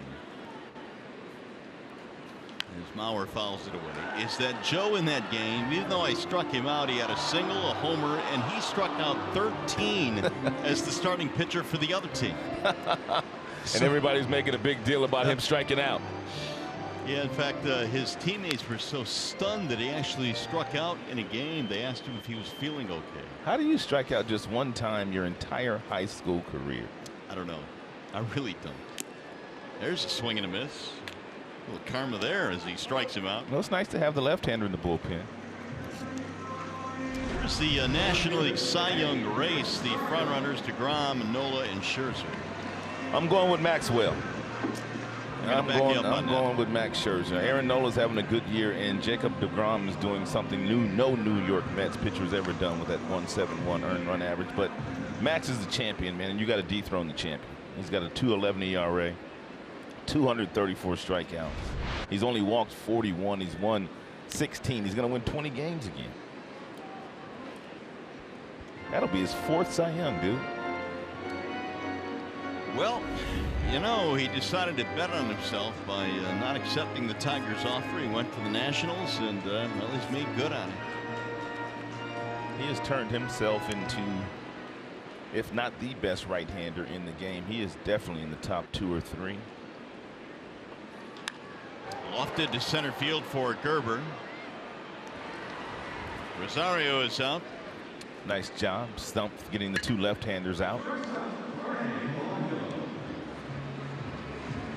We'll bring up Polanco with a double to not get a run earlier in the game.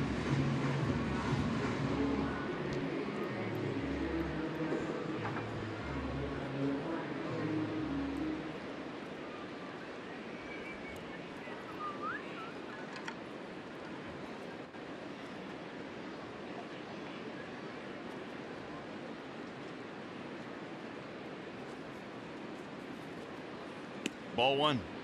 But getting back to that Mauer story, Paul Feiner, who is the pitcher that did strike him out, what pitch do you think he struck him out with? It was a 3-2 pitch. A fastball right down the middle. No, he had apparently had a 12-6 curveball and threw it 3-2 and struck him out. Bouncer up the middle. And Nico throws him out. Polanco is done. So are the Twins here in the 5th. Let's go to the 6th.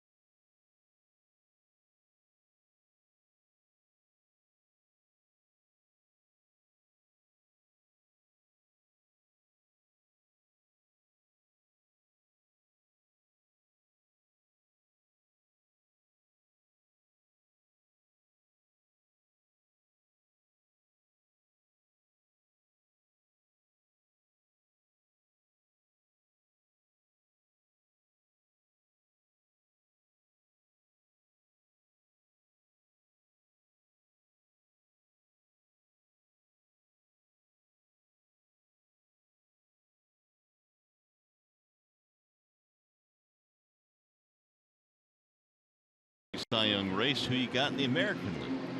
I think I got Chris Sale right now at 197, even though he's on the disabled list. That whip is unbelievable. He's averaging nearly 14 strikeouts per 9. Garrett Cole, I had him early on, but he's kind of settled down a little bit. This is more complicated, this one. And you got Kluber, you got Verlander, but right now I've got Chris Sale winning his first Cy Young. I would have to go with Sale as well. We'll see how long this DL stint is for him. You got Severino of the Yankees also having a pretty good year, and Trevor Bauer. He's on the disabled list now, and he's going to be out for a few weeks, but he was really making some noise in the Cy Young conversation the last month or so. He might be throwing the ball as well as any right-hander. And it's a fair ball down the line. It's going to go to the corner, and it's going to be a double for Candelario. Leadoff 2-base hit here in the 6th inning.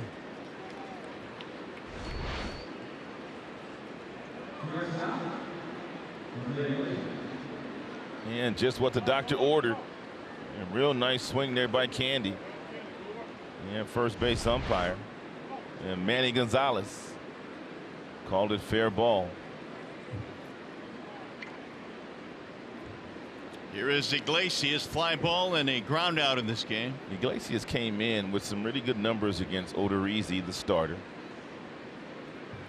375 was Iggy's number against Jake.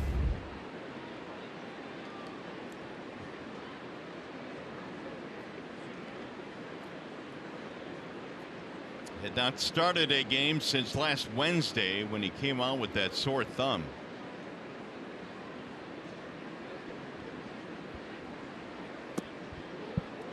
And he told you earlier he got that sore thumb courtesy of the Minnesota Twins. Gibson and Cole Stewart, a couple of guys that pitched at Comerica Park that had those good sinker balls, and they just continued to pound Jose inside. The hard throwing Matt McGill warming up in their bullpen.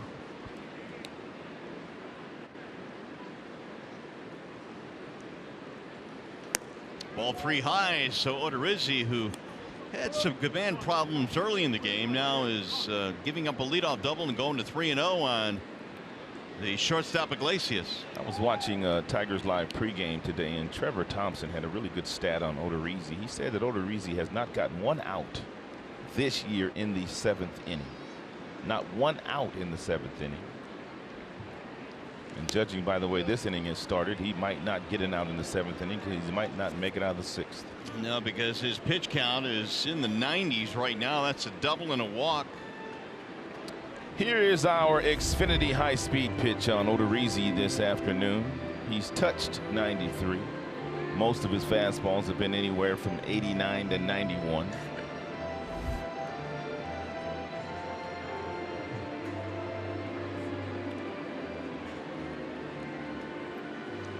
Hey Spartans, listen up. Fox Sports Detroit and University Days are back. Head to Comerica Park August 24th when the Tigers take on the White Sox and show your school spirit.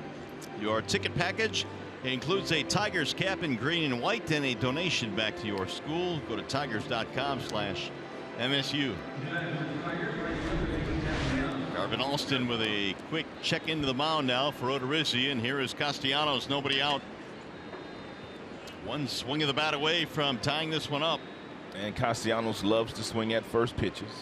He's done it a lot this year, and he's had a lot of success swinging at first pitches this year.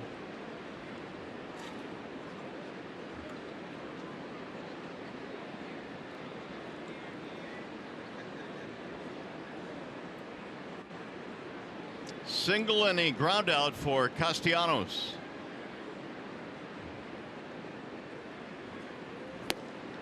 Ekman after that first pitch came up empty.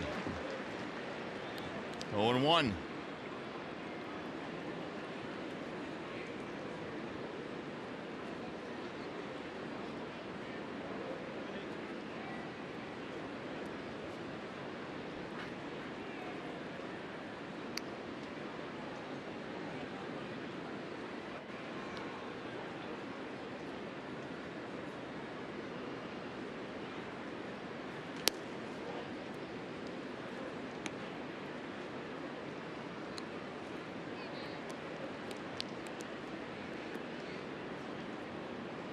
Odorizzi went 5 2/3 in his last start, 4 2/3 the start before that. He was in the 6th here, but he hadn't retired a batter.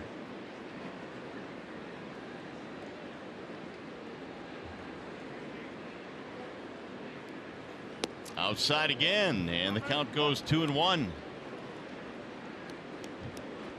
So he is gaining on 100 pitches.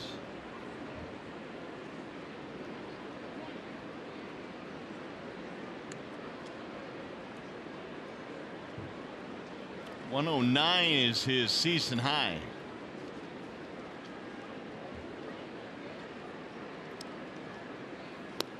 He missed again, now 3-1. Now he's one more ball away from leaving this game. And loading the bases with nobody out.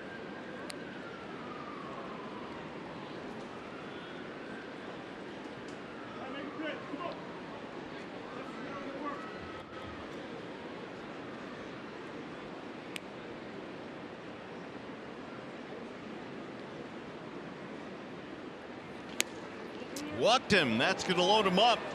Odorizzi a double and 2 walks. It's going to be it. He threw a lot of fastballs today, 66% of them. Unfortunately for him, he didn't throw a lot of strikes with that fastball, and his pitch count was caught up with him here in the 6th inning. Paul Molitor comes out. He'll make the change. They had McGill warming up, so Odorizzi will depart the scene. We'll be back. 4-1 Twins.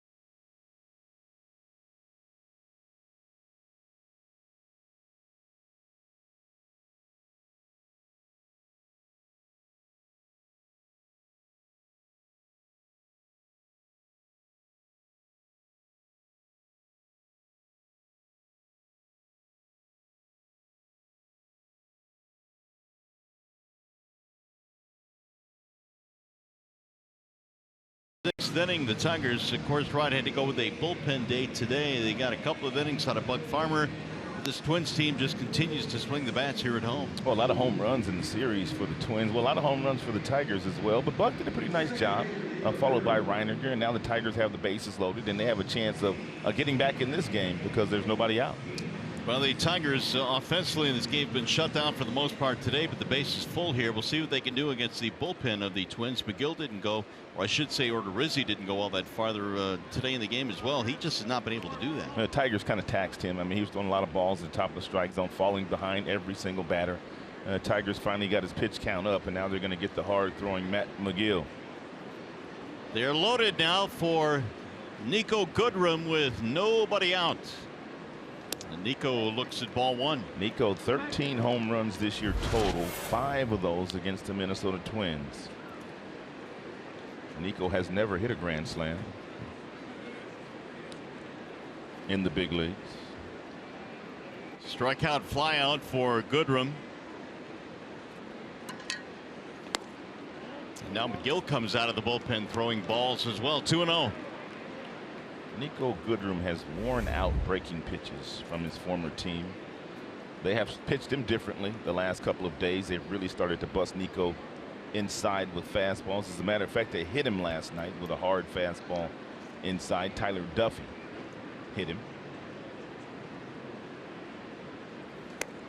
3-0 with no place to put Goodrum.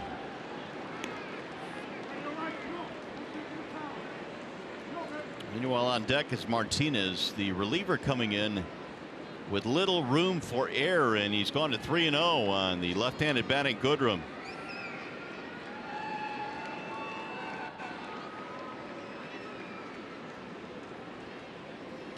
Walked him. 4 straight, and the Tigers have a run. Still nobody out.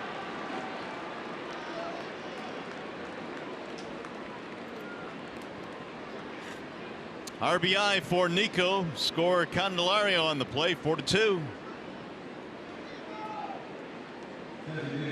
That is the fourth time in the 4-game series the Tigers have either been hit or walked to bring in a run. Candy started things with a double. He has come around to score. Yeah, keep the line moving, boys.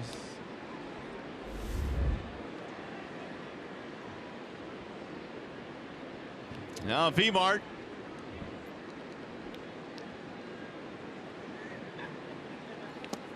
Man, McGillis come in now, throwing 5 straight balls. That one bounced in. I don't know how in the world Mitch Garver, the catcher, was able to keep that ball in front of him, but he did.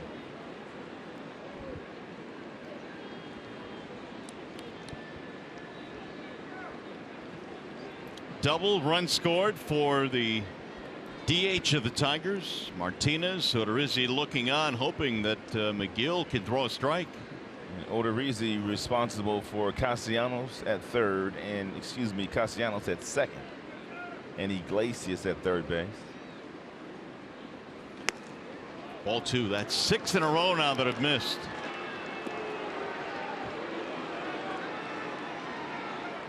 And Victor Martinez more than likely will not take a fastball if it's right down the middle. There are some that say after a pitcher's thrown this many balls, you might as well take one, but and not with the bases loaded.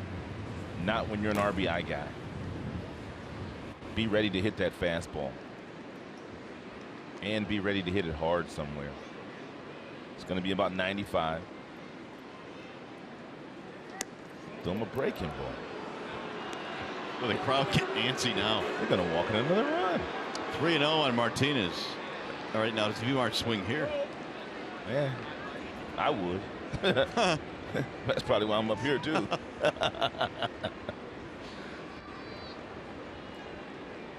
So Victor is ahead of the count. 3 balls, no strikes.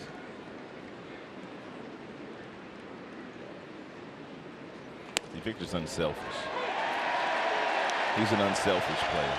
There are a lot of players in the big leagues that have been all over that 95-mile-per-hour fastball right there. The crowd with a very, very, very sarcastic cheer. Man, but Victor knows that McGill has to come right back with that same pitch.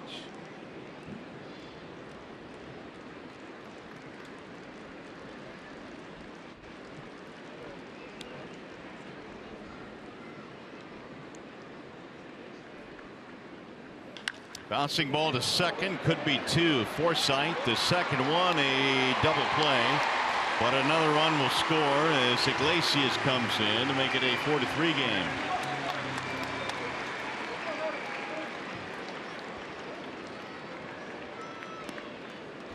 And anytime Victor hits the ball this hard on the ground, regardless of the shifts, they're going to have a chance to turn 2. And they did that.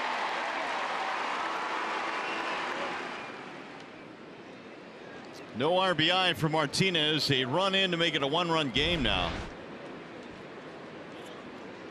Tying run at third with 2 outs for Jim Adduci. He'll slice one over the head of the shortstop Polanco to tie it up.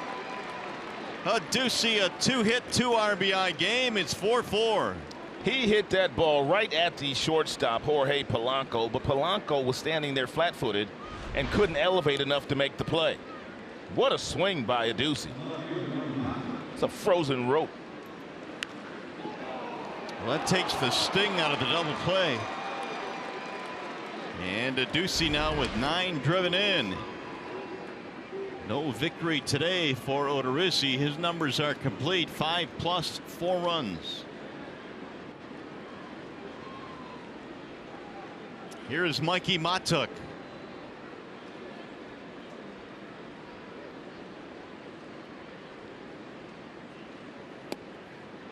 Strike one to Mikey. Adducey is not a base stealer, but McGill was very deliberate, very slow in that first delivery to Mikey Matuk.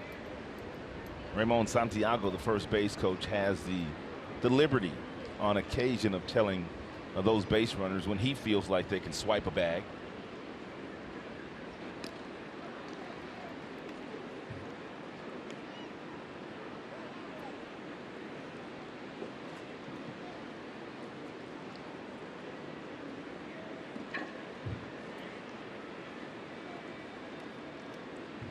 Mikey in the ball game, pop-up flyout.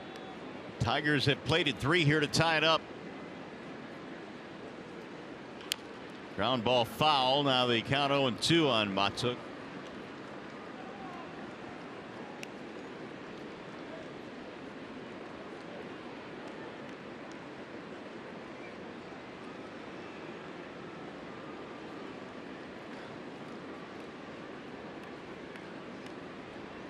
Two homers in the series for the Tigers left fielder.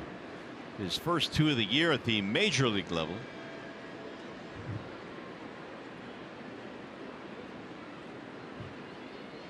Swing and a miss. He dusted him up top to end the inning, but the Tigers get 3. And they tie this ball game up. Go to the bottom of the 6th.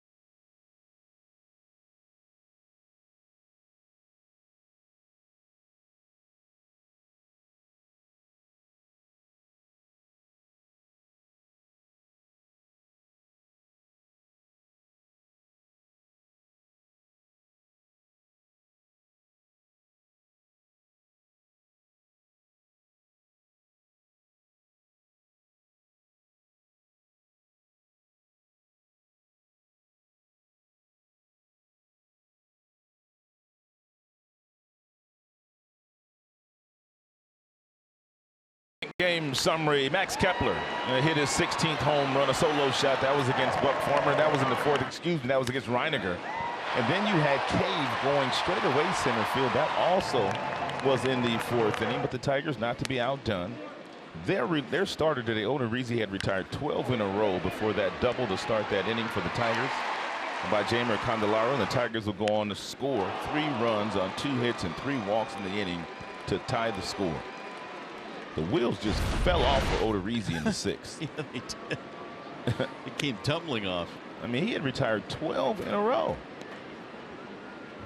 Well, here is Miguel Sano to start things off here in the 6th inning. Sano, Kepler, and Forsythe. Stompetti, 1, 2, 3, 5th. Ooh, big rip there by Sano. He wasn't trying to hit a single. By the way, that ball that Jake Cave hit out in the upper deck there in center field. Right. Only 3 guys have reached that area. 3 guys, huh? Cave became the 3rd. Sano did it back in May of last year. Right. There's a wave and a miss. And Byung-Ho Park, who played here in 2016, did it. That's it. He was a kid from Korea, right? Correct. He had a lot of power. A lot of power. And Yeah, he reached that center field area. Only 3 players have done it. Not a visiting player has done it yet. You wouldn't expect Cave to get up there. No. Them people up there think they safe. Really, you do. I mean, you sitting up there, man. You Just chilling. Yeah. I mean, look, you know what I'm saying? All of a sudden, here comes that ball in your beer. Ooh. Little bit high, and that easily could have been called a strike on Sano. That might have been the best fastball I've seen Daniel Stump throw all year. He threw that ball 95 miles an hour. Got action. It is Alex Wilson.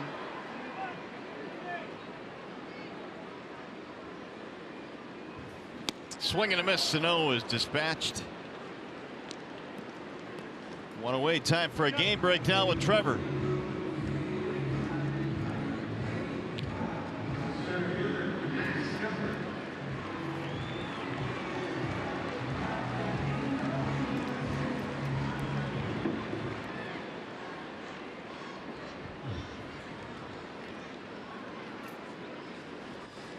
All right, Trev, here we are tied at 4 runs apiece as we play in the bottom of the 6th. The Tigers scoring 3 in the top of the inning to knot this one up. Kepler has one of the 2 homers today for the Twins. Solo shot in the 4th.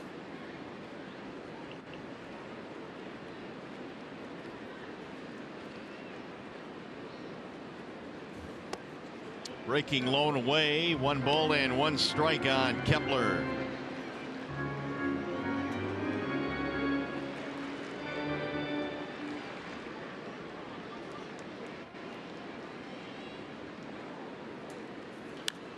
Popped up. Third base side. Candelario. 2 gone. Tigers taking on the Cubs in a 2-game interleague series Tuesday and Wednesday, the 21st and 22nd at 7:10 p.m. Great seats. Well, they're still available. Call 866-66-TIGER or go to tigers.com. And Cubs came into play today with a 4-game lead in their division, so they will be in first place when they come to Comerica Park. Tigers saw the Cubs in a brief series at Wrigley. Joe Madden really had some nice things to say about Jamer Candelario that day that I was able to interview him when we went to Wrigley Field. Talked about his power, talked about his switch hitting ability, talked about how great a kid he was. We've seen all those things out of Jamer. Jamer came up in the Cubs system at the time of the trade that the Tigers pulled off to get him. He was the #1 prospect for Chicago. Yeah. Tigers have got themselves a third baseman for a number of years. A switch hitter with some power that's going to get stronger. Well, Jamer, 23 years old, he's just a baby. Got a long way to go. You know what I admire about him most, though? He's always the same, Mario, regardless. When he was going through that real tough stretch, I mean, he still came to the ballpark smiling with a nice pep in his step. Didn't let it get him down. Always says hi to you when he sees you in the clubhouse. Just one of those personalities that is kind of infectious. Parents raised him well. 3-1 on Logan Forsythe. 0 for 2, fly ball, ground out. He hadn't done anything since that 5-hit game in the first one. Except now he gets a 2-out walk. And some guys we speak to sometimes down there, boy, they just mumble at you. I said, what did I say now? Hey, what's up? Very well. And now the Tigers getting in touch with the bullpen, and Jake Cave will stroll in.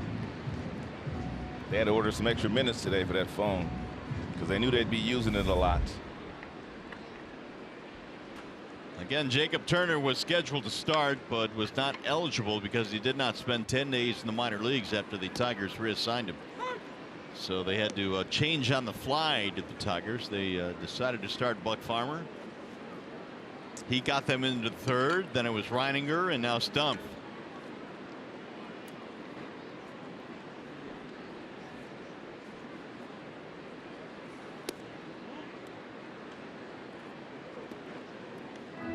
Cave 1 for 2. The homer he hit went right out there to dead center field, up above the batter's eye.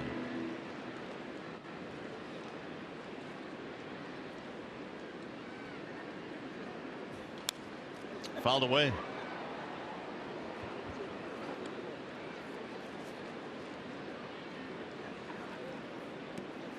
Each ball club with 4 runs on 5 hits. Neither team has an error today, wrapping up this 4-game series.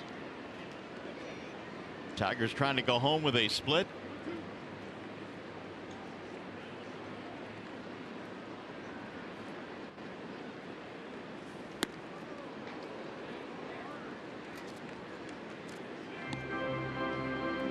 One and 2 on Cave.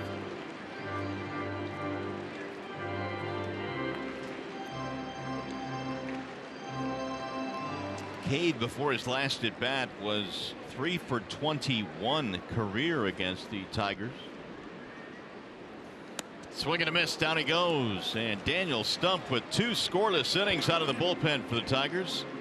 3 punch outs as well. We go to the 7th.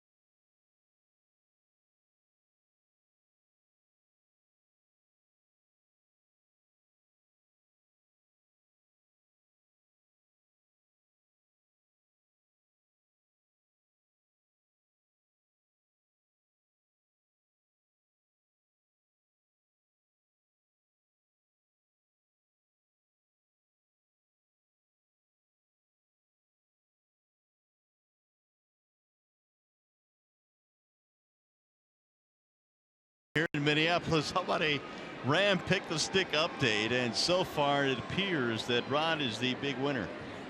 Oh, Ducey with a nice day so far. 4 points. Where Trev at? Oh, 0. That's a shame. Oh yeah, because he took your man. Yeah. Yeah, you're bitter about that, but you got the best of him today. It's all right. I get you victory on Tuesday. Well, here come the Tigers now trying to untie this game. We go to the 7th. McCann swings and misses. He'll be followed by Gerber and Candelario. McGill's got a good arm. I mean, his fastball can get all the way up to 97, but when he throws you that breaking ball that he is through the James McCann there at about 85 miles an hour, it's a plus pitch. Same pitch, 86, nice.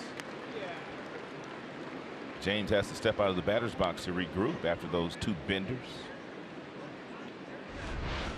He spun it up there nicely. That's a good breaking pitch right there.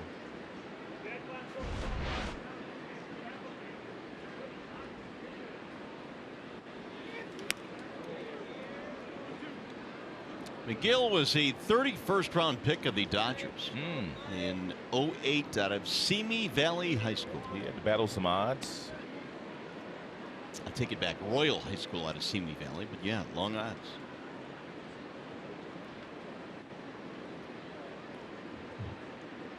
Here's the 1-2 pitch. Chopped to third base for Sano. Easy hop there. And James is out, 1 gone. We'll bring up Mike Gerber.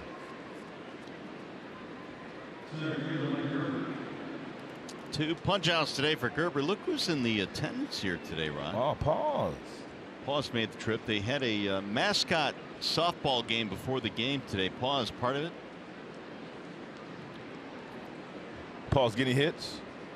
I didn't watch the game. I got to be honest with you. Paul's was playing center field. Paul's must have some agility, though. You know what I mean? Paws was playing center. Yeah, playing center.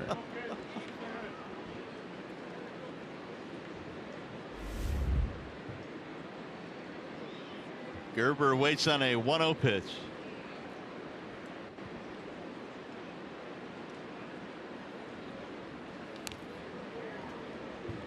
Top of the order, Candelario waiting on deck.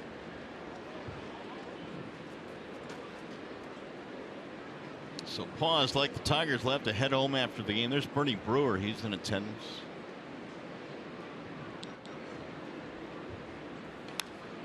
Fouled away.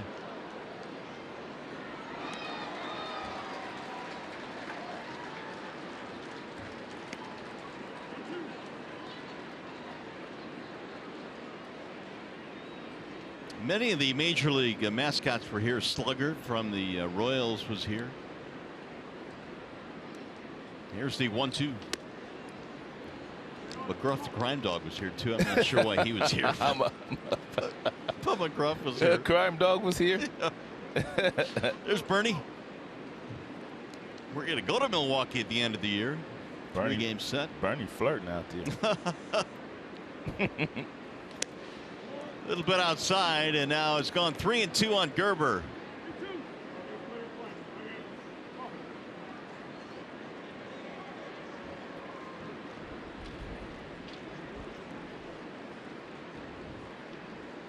Paws taking selfies. And he got him strike 3. Gerber is punched out for the 3rd time in this game. Well, we got some video on Paws. What do you got on this form here, Rod? Let me check it. Oh, he got a leg kick. Oh, he's leg kicking. What about the launch angle? Come on already now, Paul. Ooh. Uh-oh. Uh-oh. Oh, boy. Slugger. Oh, dropped it first. It's at speed from Paws. That was speed due. Now, I don't know if Paws was available and picked the stick today. There's ball 1, missing outside to Candelario. Well, he got a double in the 6th to get it started. The Tigers scored 3 runs and turned a 4-1 deficit into a 4-4 tie. Pretty good change up there by McGill. He's showing us the plus fastball in the upper 90s. We've seen that curveball, and we just saw that straight change there to Candelario to get him even in the count.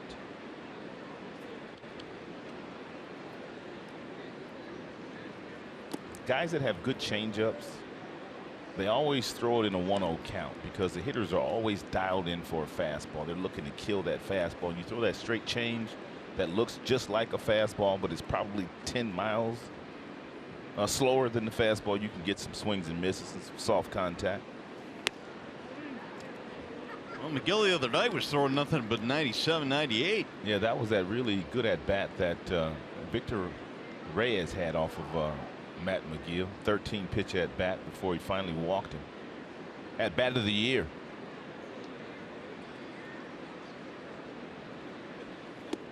And another walk. Jamer is aboard with a 2-out base on balls.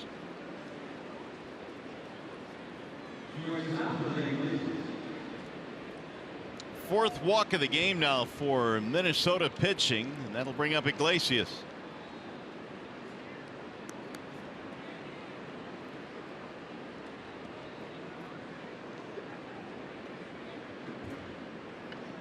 Jose walked in the 6th, then scored a run.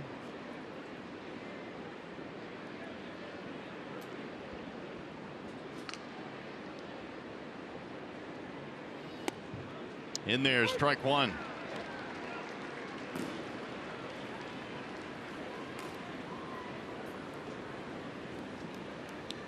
More action in the bullpen for the Twins. Taylor Rogers is tuning up.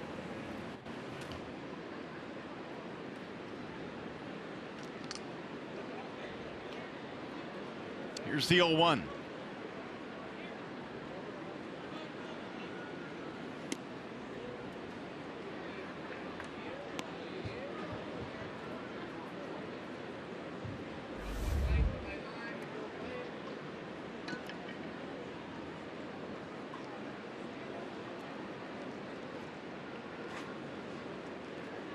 Two-out walk for Jamer here in the 7th. Tigers had the go-ahead run on a 4-4 game.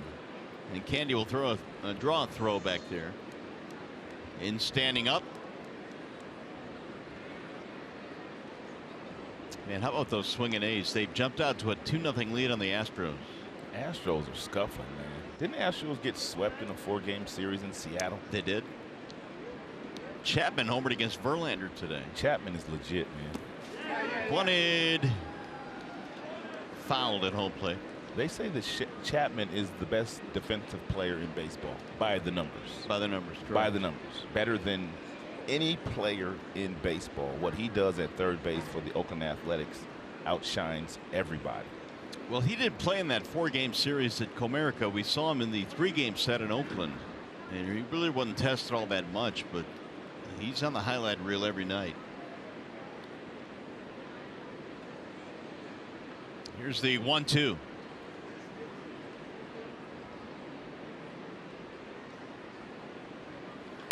Slice to right field, base hit. Candelario goes to second, headed to third, and he is in there standing up, and Iggy with a base hit. First and third now with 2 outs.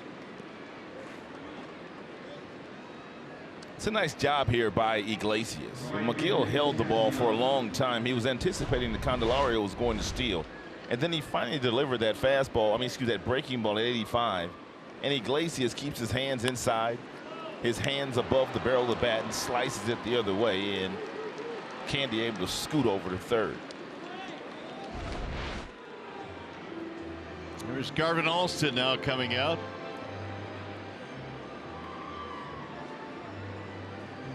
Celebrate the 50th anniversary of the Tigers' 1968 World Series championship on September the 8th when the Tigers host the Cardinals.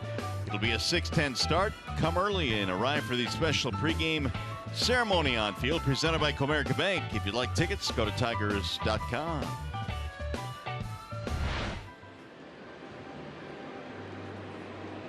Garvin Alston's made a lot of trips to the mound in the series.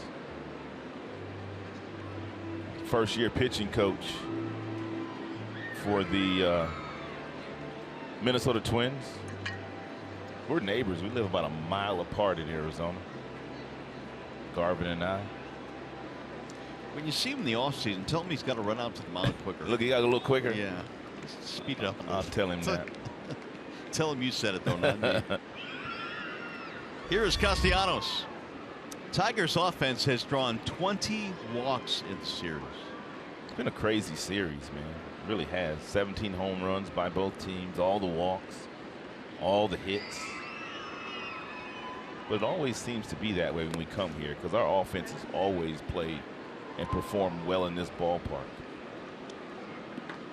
There were some times we came in here with J.D. Martinez, and Justin Upton, and Miguel Cabrera, and Victor Martinez, and they just wore these Twins out. James McCann loves hitting in this ballpark.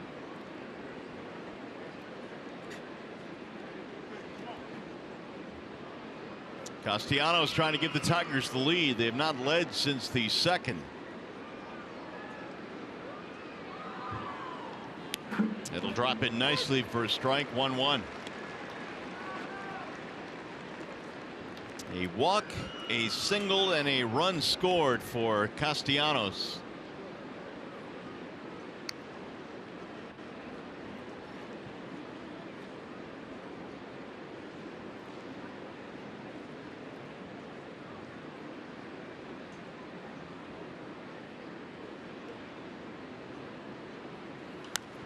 Fouled away now. 1-2 on Nicholas. Goodrum waiting on deck. Tigers got some good news from Michael Fulmer last night, throwing in Lakeland. He went 4 innings, 1 hit, 7 strikeouts. He appears to be on his way back. That'll be a big lift to the rotation. Also, some good news coming out of Cleveland. Leonis Martin is out of the hospital and doing better, so that's great news too. Well, it's great to hear he's turned the corner. That was iffy for a while there for Leonis. Here's the 1-2. Outside, 2-2 on Nicholas. Yeah, Leonis was such a popular teammate here in Detroit. They absolutely loved him. As a matter of fact, he was hurt. Ron Gardenhire said he still wanted him to make the trips because he kept everybody loose. He had so much fun in the dugout. Yeah, the dugout became a lot quieter when Leonis was dealt to the Indians. All these mascots around here, man, they in full effect today. Here's the 2-2. Pounded foul back out of play. They're slugger of the Royals. I will say this, TC, the mascot for the Minnesota Twins, there he is. TC hit a ball to the wall during that game. Now, is it TC's birthday today or something? Is it? I don't know. I mean, because they're all here. I mean, usually they get together when it's one of them's birthday. Oh, yeah, well, I think it was just a mascot game today. Oh, that's what it was? Yeah. Paws wants his club to win. Paul cheering on his Tigers. Twins fan not having it.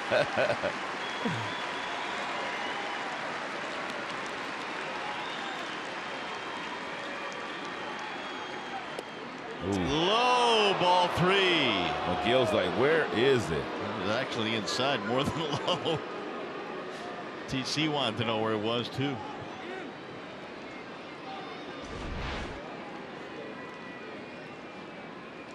It's a slider that backed up on McGill. Garver tried to ease it back into the strike zone. He did. He turned his glove the right way and everything, but he just couldn't get there fast enough. This means Iglesias will be on the move from first base. Here he goes. And a ground ball to third. Sano deep behind the bag. Tough play. Long throw. Got him. Man, Sano's got an arm. Doesn't he, though? Inning over. Tigers strand 2. And coming up, the Consumers Energy 7th inning stretch. Bernie.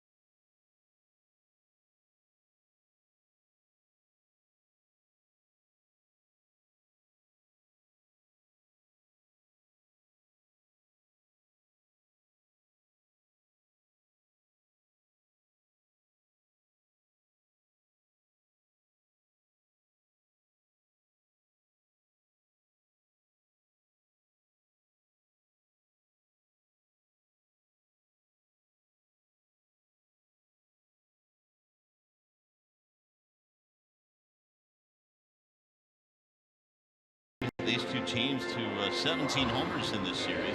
Tigers starter Buck Farmer went 2 into third in the emergency start, so to speak, today. And the Tigers have drawn 20 walks as an offense in this series. And really, I guess if you're looking for some of the positive problems, certainly Daniel Stump, he came out of the bullpen. The Tigers knew they would have to go to the pen today, but Stump has struggled. He comes up this afternoon and really needed 2 good innings. Well, Daniel pitched today like he pitched last year down the stretch, and that's one of the reasons why he made the team out of spring training. He was really good against left-handers a season ago, and today he was able to dominate these Minnesota left-handers.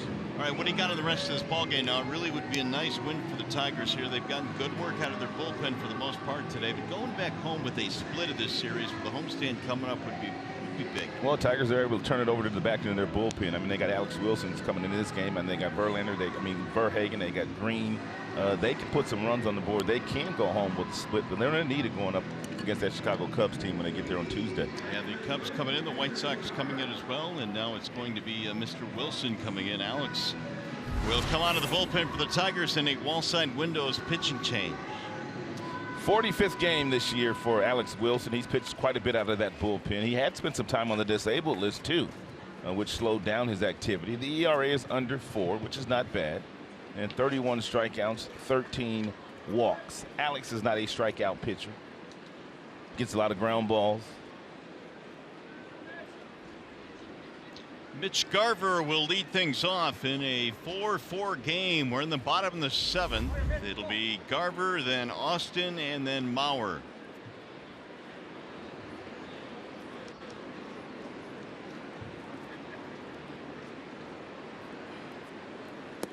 Third Tigers reliever in this game. Farmer started, then Reininger, Stump, and Willie.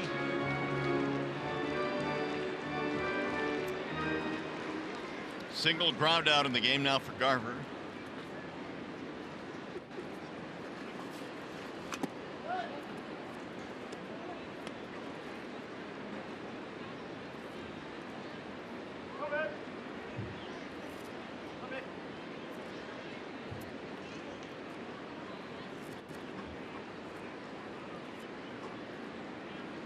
Here's the 1-1. When Jason Castro went on the disabled list earlier this year for the Twins, Garver pretty much has taken over for most of the reps behind the plate, his 69th game. Bobby Wilson, more of a veteran catcher, has been a good influence on this team. We saw him earlier in the series. Popped him up. Shallow right field, Castellanos. And Garver is gone, 1 away. Fans manage your dream team in franchise mode. Plus, get weekly stats, roster updates, and more. RBI Baseball 18 is available now. Learn more at RBIGame.com. It's rated E for everyone. There's Tyler Austin.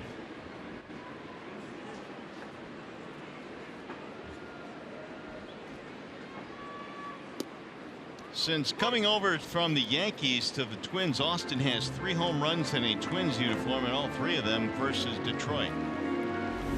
He's got 11 total for the year.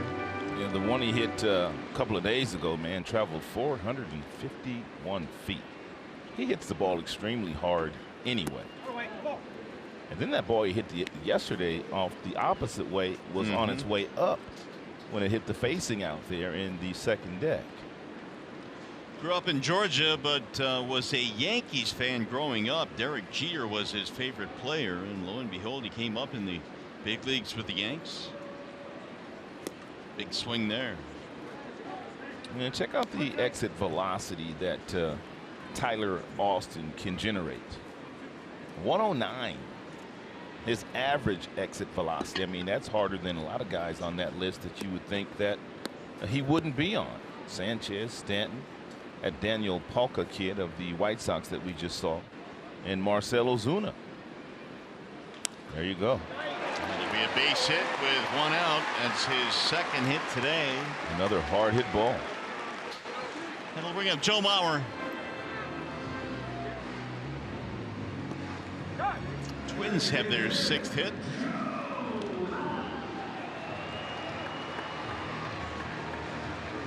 Pinch runner for Tyler Austin. Adrianza, who will probably stay in the game and play first as well.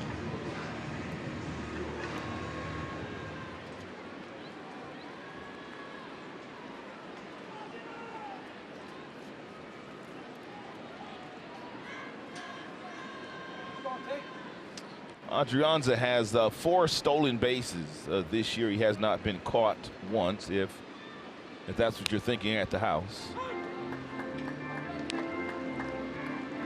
Try to remember the last time we saw Joe Mauer swing at a first pitch. He hasn't in the last 2 series. I do know that for a fact.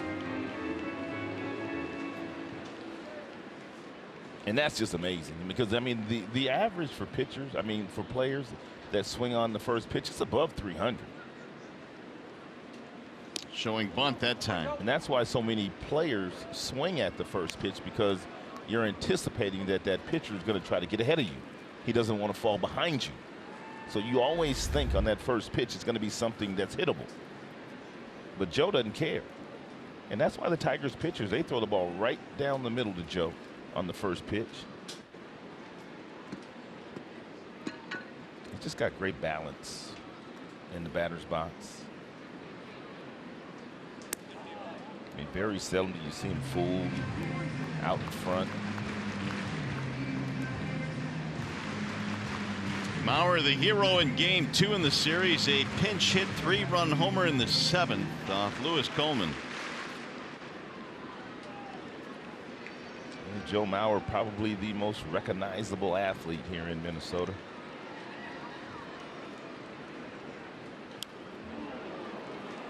Two and two. Wilson came on in game 1 and struggled out of the Tigers bullpen. He allowed a walk with the bases loaded, then a 2-run single later in the inning.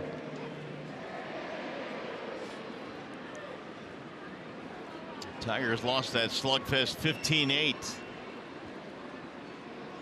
That game was 8-7 at one time. Yep. Tigers battled back to get it to within 1.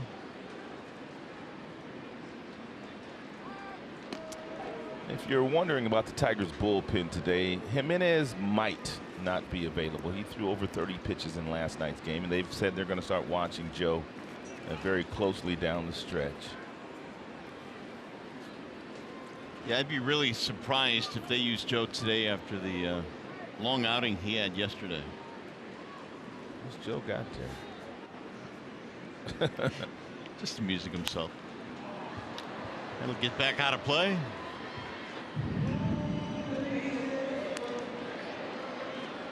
Is that a rubber glove? Yeah, that's what it looks like, I guess.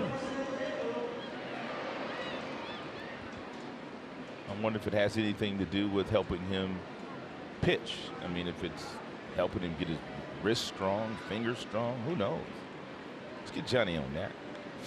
Johnny, go down to the bullpen. Where is Johnny at today? Johnny been chilling on Sunday.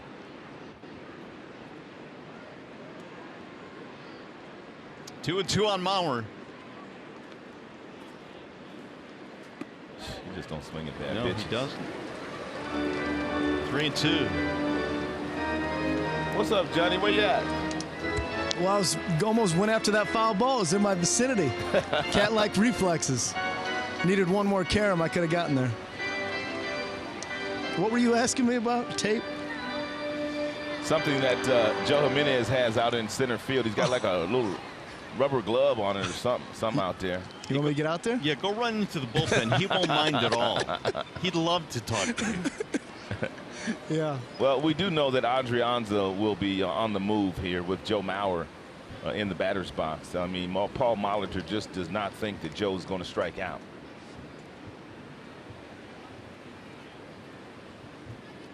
Three and two with 1 out, a 1-out single by Austin. Adrianza pinch running. What a ground ball double play. That's doable with Mauer. Mm-hmm. When Mauer does hit the ball on the ground, he hits it directly at Nico Goodrum, where he's standing. When he hits fly balls, they're usually in the air the opposite way, but ground balls to the right side of the infield. Runner goes. Swing and a miss. Throw down to second. They're going to get him. They strike him out, throw him out. I love that. Nice pitch there by Wilson, and that'll end the inning. So Willie gives up a single, but they get the old strike him out of Mauer, and McCann throws him out. Tigers baseball presented today by Bell Tire.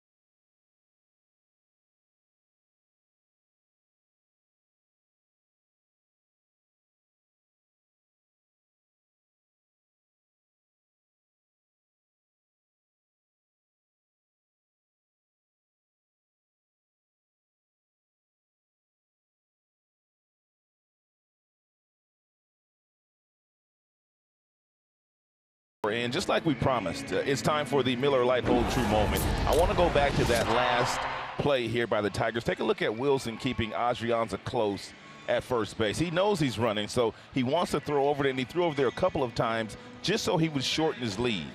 Because he knew if he struck Mauer out, he wanted to give McCann a chance to throw out Adrianza, and he did. So give Alex Wilson a lot of credit for keeping Adrianza close and then throwing the pitch to get the strikeout of a guy that's tough to strike out.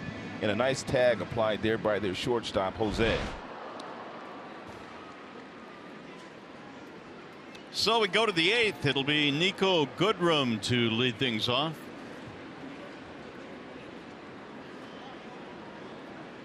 Nico, then Martinez, and then Ducey. They've slowed Nico down a little bit the last couple of days. And just like we've slowed down their second baseman, Logan Forsythe.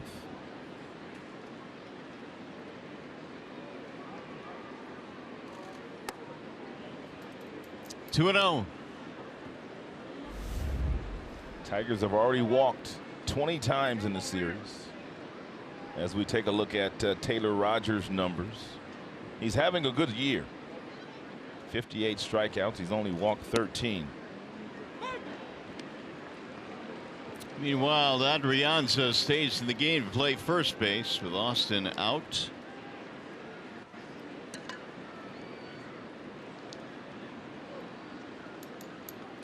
Nico had a bases loaded walk in the 6th to force in a run. Now 2-2 on Goodrum.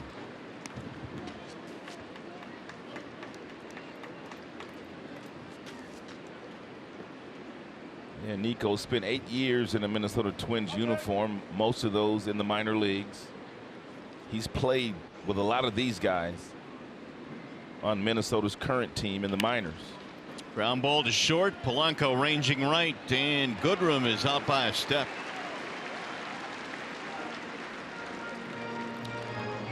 The upcoming matchups now presented by Wallside Windows, with the Cubbies coming to town Tuesday night to start a series.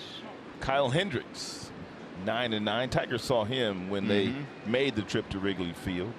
John Lester having another solid season. He's the ace of the Chicago Cubs. Zim and Liriano for the Tigers. Game 1 Tuesday night. Will be on the air at 6 with Tigers Live. Here's Martinez. Victor knocked into a double play with the bases loaded in the 6th inning, drove in a run, and the Tigers ended up tying the game in that frame. And Paul Molitor has employed this same type of strategy the entire series. Late in the game, every time Victor Martinez and Goodrum come to the plate, he brings in a left-hander to turn those guys around to the right side. And they've got the right-hander Trevor Hildenberger warming up. And by having that left-hander in there, not only do you turn Victor and Goody around, but you've got that left-hander for Ducey. High fly ball into center field. It's going to be swallowed up, though. The center fielder Kepler for the out, 2 away.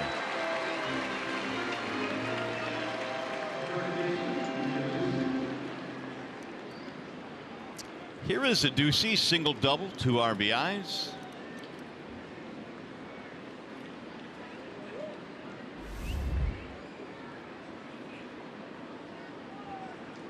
Solid .282 batting average.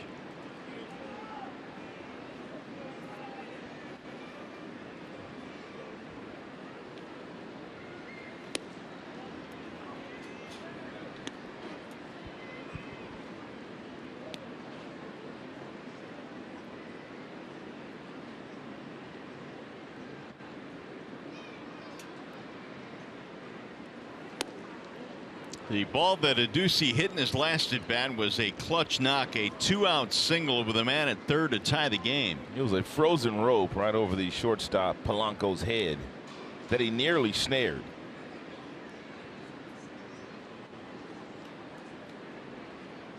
Here's the 2-0. Chop to the right side. Diving stop there. Quick throw, not in time. Ducey has enough speed to beat it out. Forsythe, good play, but it's going to be an infield single.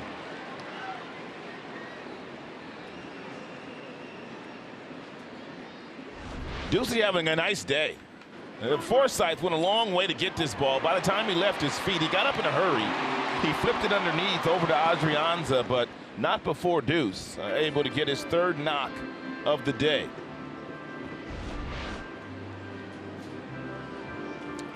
Now Paul Molitor coming out. He's not going to want the lefty Rogers to face Mikey Matuk. They will go to the bullpen. Hildenberger has been warming up. That'll be it for the left-hander. Pitching change here in the 8th. We'll be back.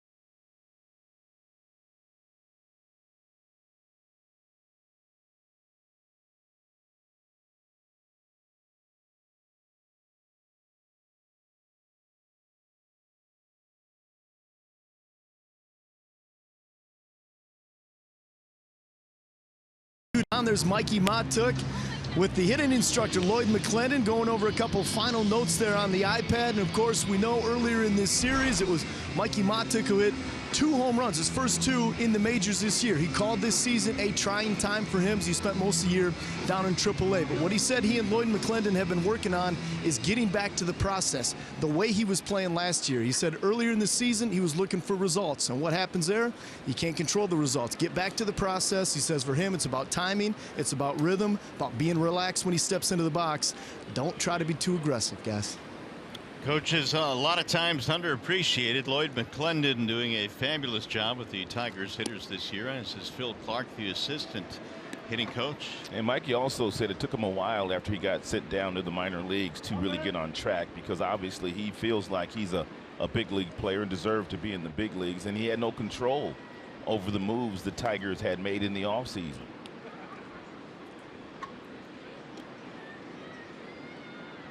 Ducey with a 2-out infield single to give the Tigers a chance here in the 8th. It took a Ducey about 4.1 seconds to run down the line on that infield single, which is pretty good from the left side. It's not blazing fast, but it's decent.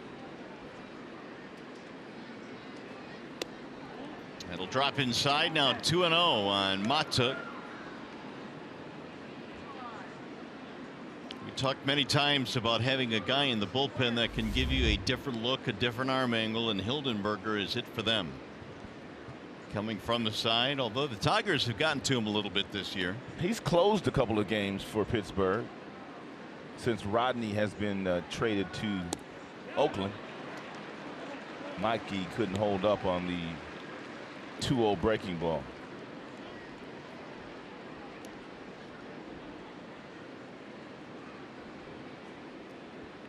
Pop out, fly out, and a strikeout for Matuk.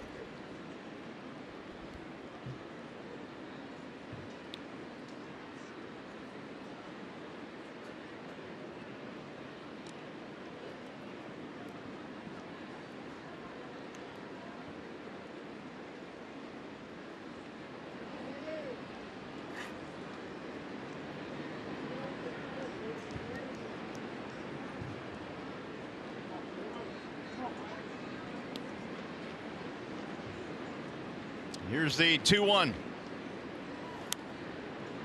Jammed him, and Matuk trying to get out of the way, fouled it back.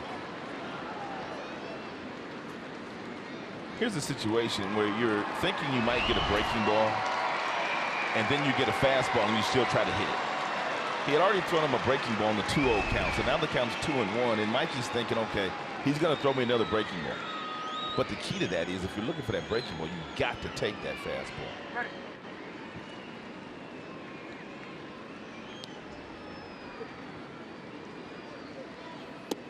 Outside, 3-2. Hildenberger threw from a different arm slot that time.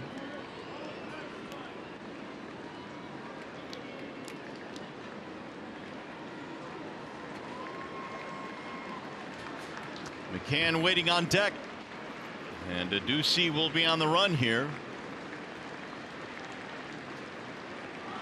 Pulled foul.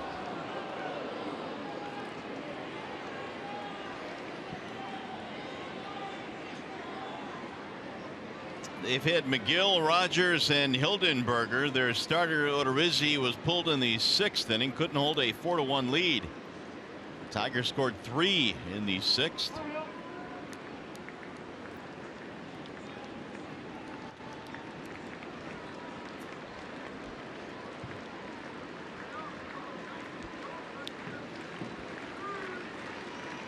And again, the 3-2.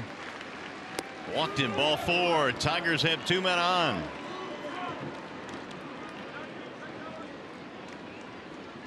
Matuk not chasing there, and now it'll be McCann, a base it away from it, getting the Tigers the lead.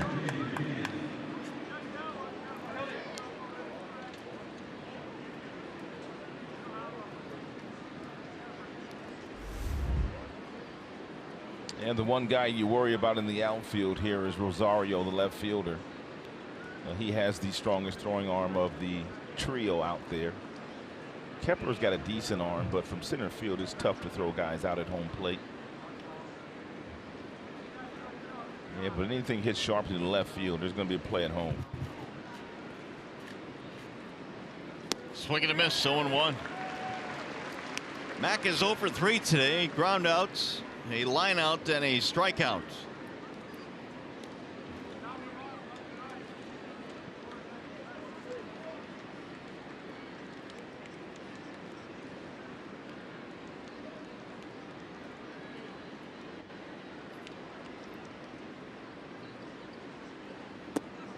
Ball low. 1 ball, 1 strike. Tigers have Reyes, a switch hitter on the bench, along with Griner and Ronnie Rodriguez, 2 right-handers. They've got Gerber waiting on deck.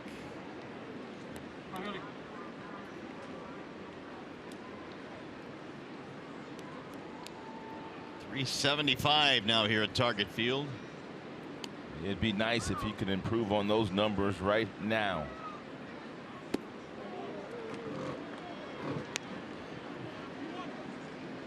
There is Reyes, who came on to pinch hit for Gerber and had that huge at bat 2 nights ago in the 9th inning. Looking like he might pinch hit for Gerber again. Gerber's punched out 3 times today.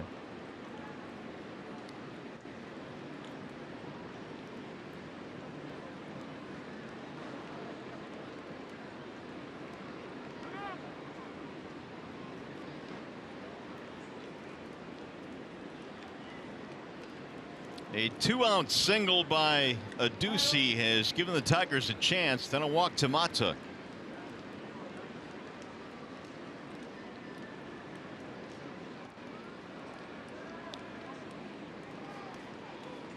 Now the 2-1. 3-1 on McCann. Nice job by James. And then laying off that borderline pitch.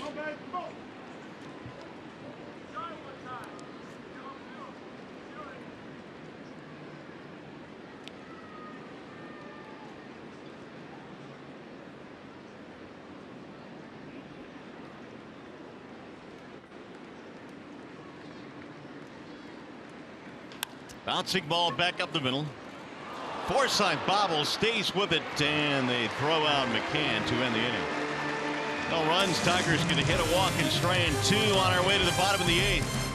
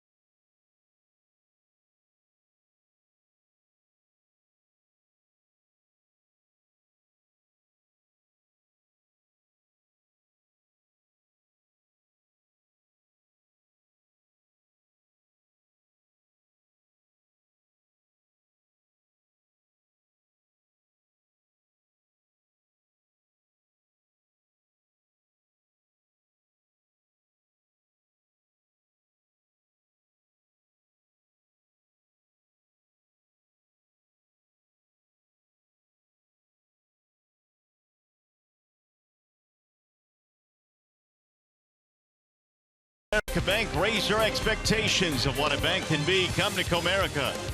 Your Metro Detroit Chevy dealers, visit ChevyDetroit.com. See why Chevy drives the Motor City. And by Wallside Windows, we can do that. We are the factory.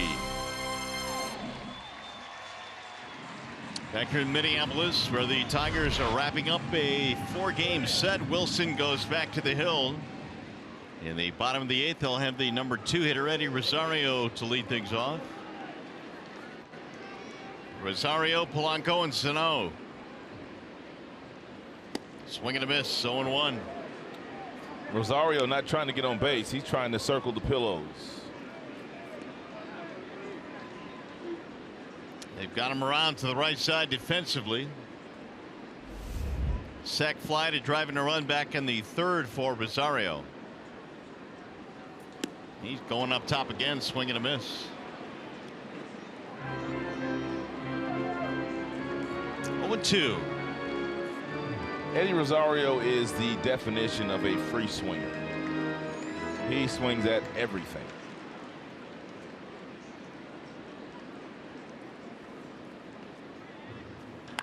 High towering fly ball to right field. Castellanos going back. He looks up, and Rosario has just hit an 0-2 pitch out of the ballpark. My goodness.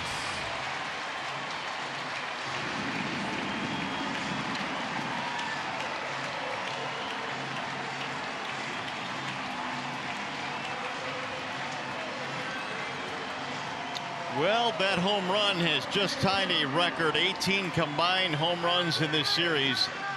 That is a Target Field single season record. It's just been tied. And last time it happened in September of 2016, they tried to go right back upstairs with a 93-mile-per-hour fastball. It was up top. We had just told you that Rosario's a really good bad ball hitter, and he hits that 0-2 pitch out of the ballpark. Strike 1 to Polanco. I guess you got to get it up a little higher. I guess so. Eddie had a feeling they're going to go right back up there. It's his 22nd home run of the year. 0-2 now on Polanco. 5-4 lead for the Twins.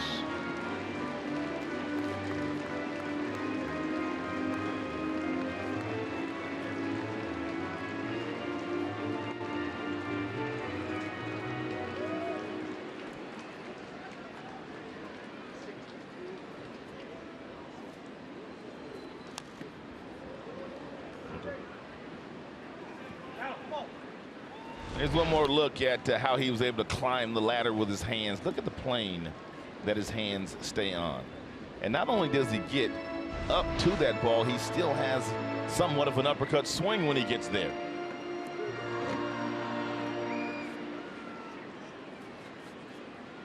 I mean, you probably think you're pretty safe throwing one up at his neck. Yep. Not so. There's a drive to right field. Castellanos leaping to make the catch. Oh, what a play by Nick. That ball was going to rattle off the wall. Great play by Castellanos. That might be the best play Nick has made in the outfield right there. I know he made that one catch at Comerica Park in that last homestand, but this ball right here was a frozen rope off the bat of Polanco, and Nicholas jumps on this ball and just throws his glove up, and the ball goes in it.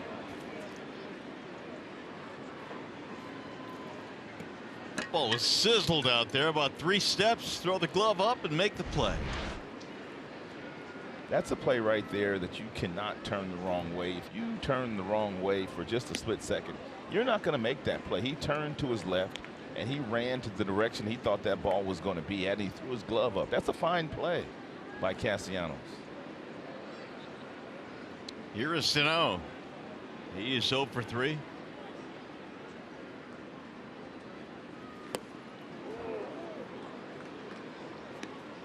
Well, we certainly know Nick has put the work in to become a better right fielder. I mean, it's still a position that he's growing into. The Tigers seem to be committed that he's going to be a right fielder, and that play right there showing some progress. Yeah, Dave Clark, third base coach, he works with all the outfielders, and he has worked tirelessly with Castellanos on his defense. I also think Gardenhire really helped out Castellanos get better in the outfield by not substituting for him late in games. He hasn't taken Nicholas out of one game this year for a defensive replacement, and the Tigers have played a lot of one-run games. Can you imagine? You know, that's a really good point, as Sano waves and misses, because so many times in the past Nick was taken out of games late. Nick was taken out of games late, and the Tigers would be winning by 5 runs. Yeah. And it got to him. And Nick will tell you that. It has to bother you.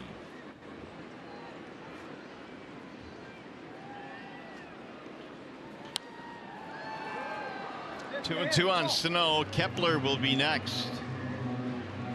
Tigers in the 9th inning will have Gerber due up, then they have Candelario and Iglesias.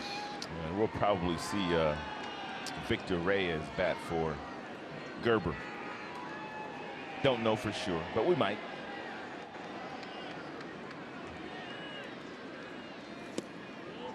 Low ball 3.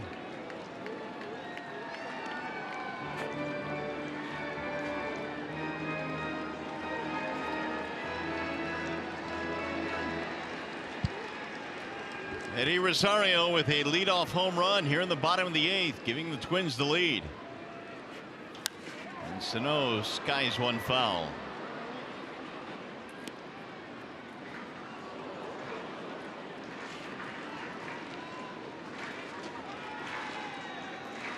Each ball club now with 7 hits. Tigers have stranded 7 in the game. The Twins have left only 3.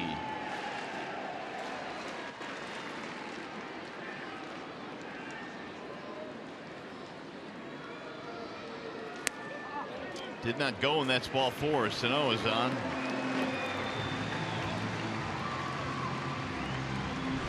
I'll celebrate Tigers great and 2018 Hall of Fame inductee Alan Trammell when the Tigers retire his number prior to next Sunday's August 26th game.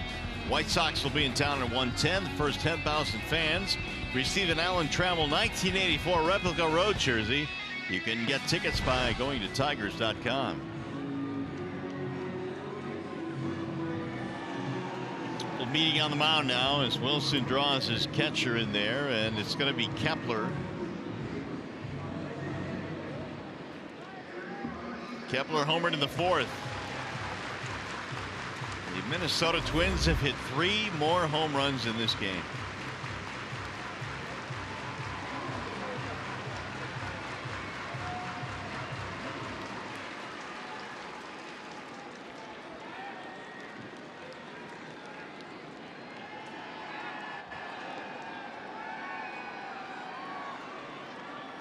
Ball 1 up and in. That'll send Kepler bending out of the box.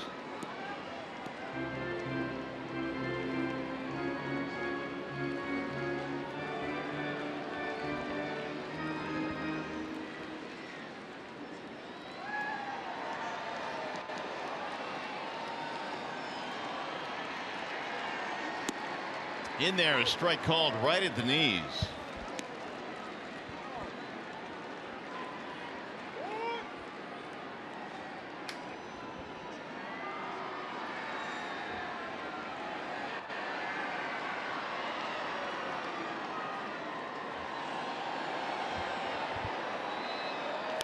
Slow roller right side of the infield. Nico will go to second, and he pulled him off the bag. He's safe. His throw is high and wide, and Iglesias couldn't make the circus play. And Nico probably should have just taken the out at first base.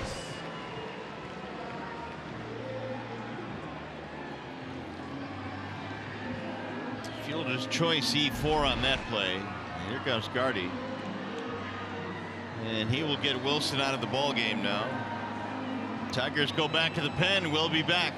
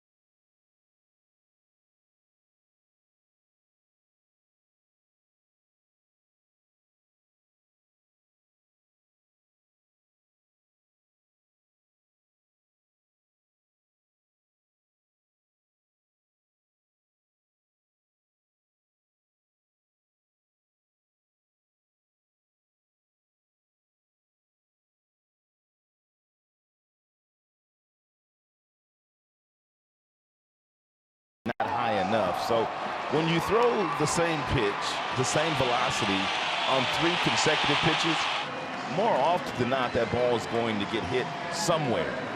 And Rosario was fortunate enough that he hit it out of the ballpark, and Willie not so fortunate. That's why they say you have to change speeds. Well, there's more trouble for the Tigers here now. 2 on and 1 out, a run in, and Lewis Coleman coming in out of the bullpen. And Tigers have really done a number on Logan Forsythe. He got 5 hits on Thursday, and he's hitless since then, because they've started to pitch him inside a little bit more. That first ball catching the inside corner from Coleman. Fly out, ground out, walk as you look at the numbers on Lewis.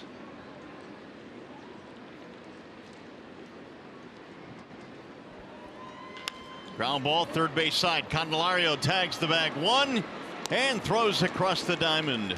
Nice job, Lewis. He gets the double play ball to end the inning. 5-3. They get a run on the Rosario homer.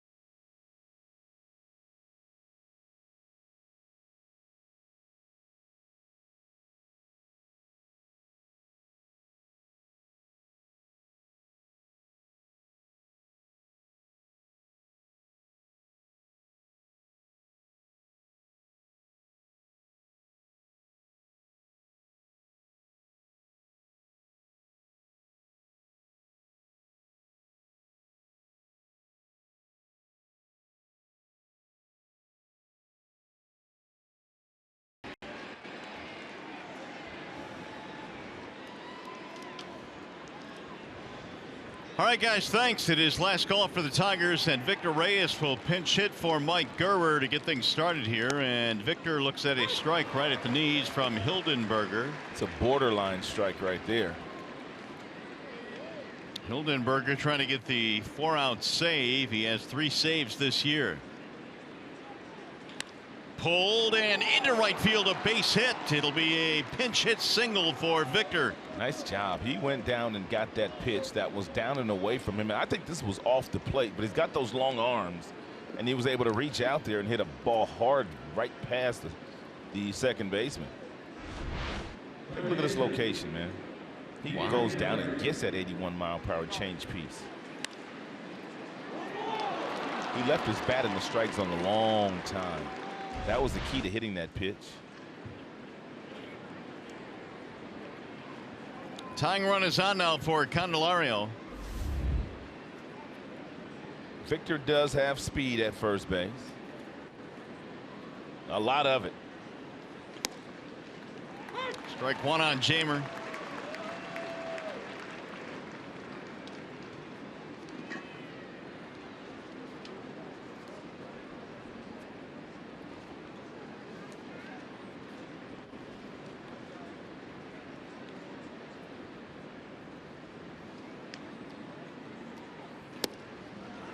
Reyes has 7 stolen bases in 8 tries this year.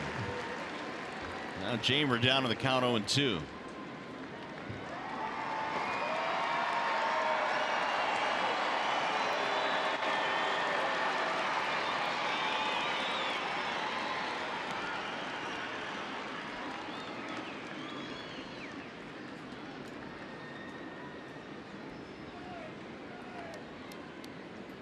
Tigers fell behind 4-1 in this game, tied it up with 3 in the 6th, and then Rosario homered in the 8th. Tigers looking for a rally here in the 9th. That'll slide low and away. 1-2 on Candelario.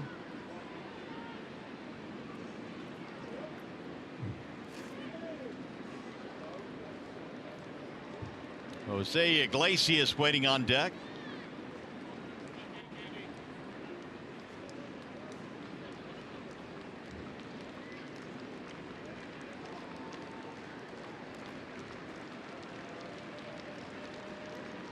Here's the 1-2 pitch. Runner going and a ground ball fielded at first base. They'll take the out there. Adrianza, nice play, and by starting the runner, they stay out of the double play. That was a really wise decision by Adrianza, who just came into the game an inning ago as a pinch runner. The ball was hit sharply at him, but Reyes was on the move. So he grabs and he takes one look and he says, no, I'm not going to get him, so I need to get back to first base to get at least one out.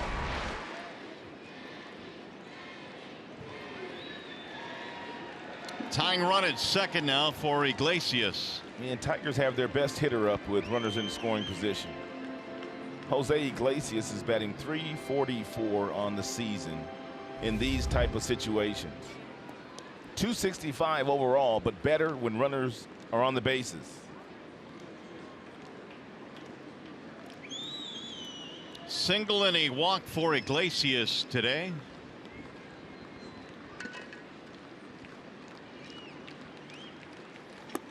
Ball 1. It's not going to be an easy save by any stretch of the imagination for Hildenberger if he's able to get it. He's got 4 total in his career.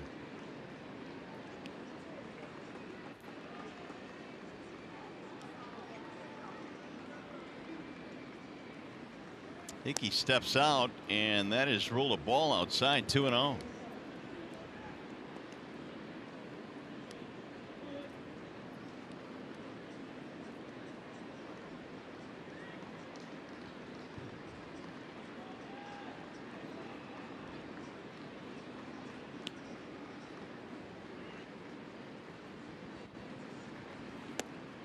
Three 3-0 on Iglesias.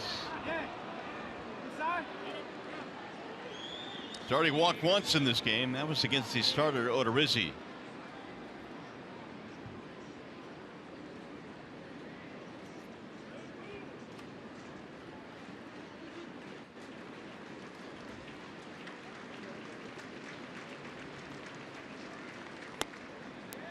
Three and 1. Castellanos on deck, so the middle of the lineup here for the Tigers. Leadoff pinch hit single by Reyes. He is advanced to second on a ground ball by Candelario.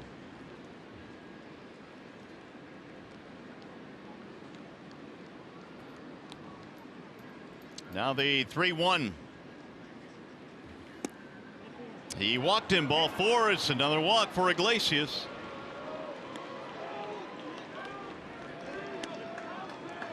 Go ahead run is on now for the Tigers. And good eye by Iggy. Iglesias didn't take the bat off his shoulders. Saw 5 pitches from Hildenberger. He'll bring up Castellanos.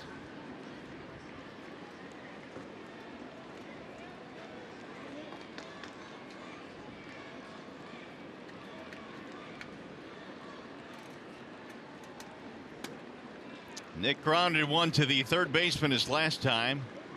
Sano turned in a dandy of a play. In there, a strike right at the knees.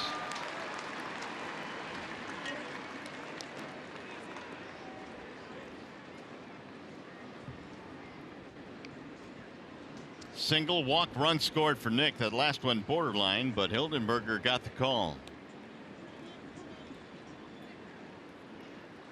Now the 0-1.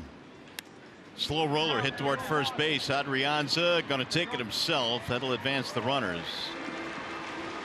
And there are 2 gone now, and it's going to leave it up to Nico Goodrum.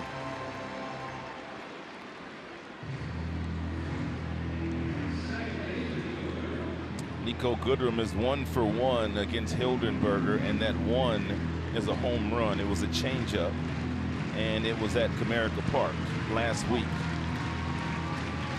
If the Minnesota Twins had not been so brutal in this series with the bases loaded, walking in Tigers, Paul Molitor probably would entertain the thought of putting Nico Goodrum on.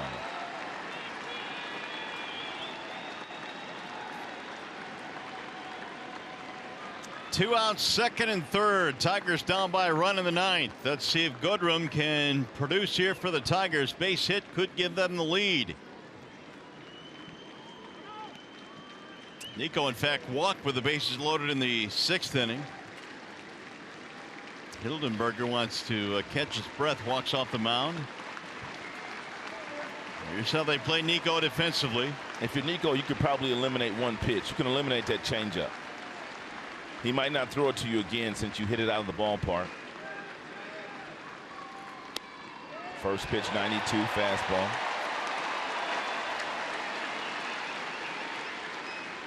Generous strike. He's had a couple of those.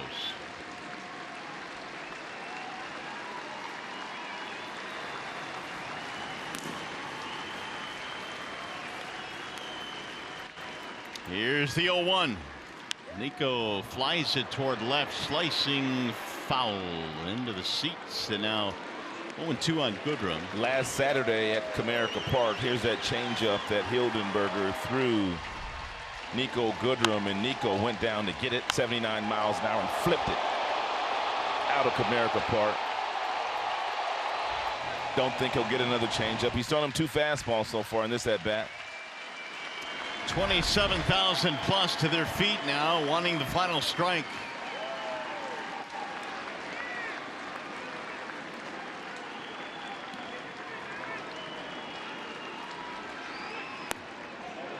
Ball 1. He reached back to get a little extra there. 94. 5 homers, 11 RBI, 12 runs scored against the Minnesota Twins this year. And just about every hit an extra base hit. We could use one here.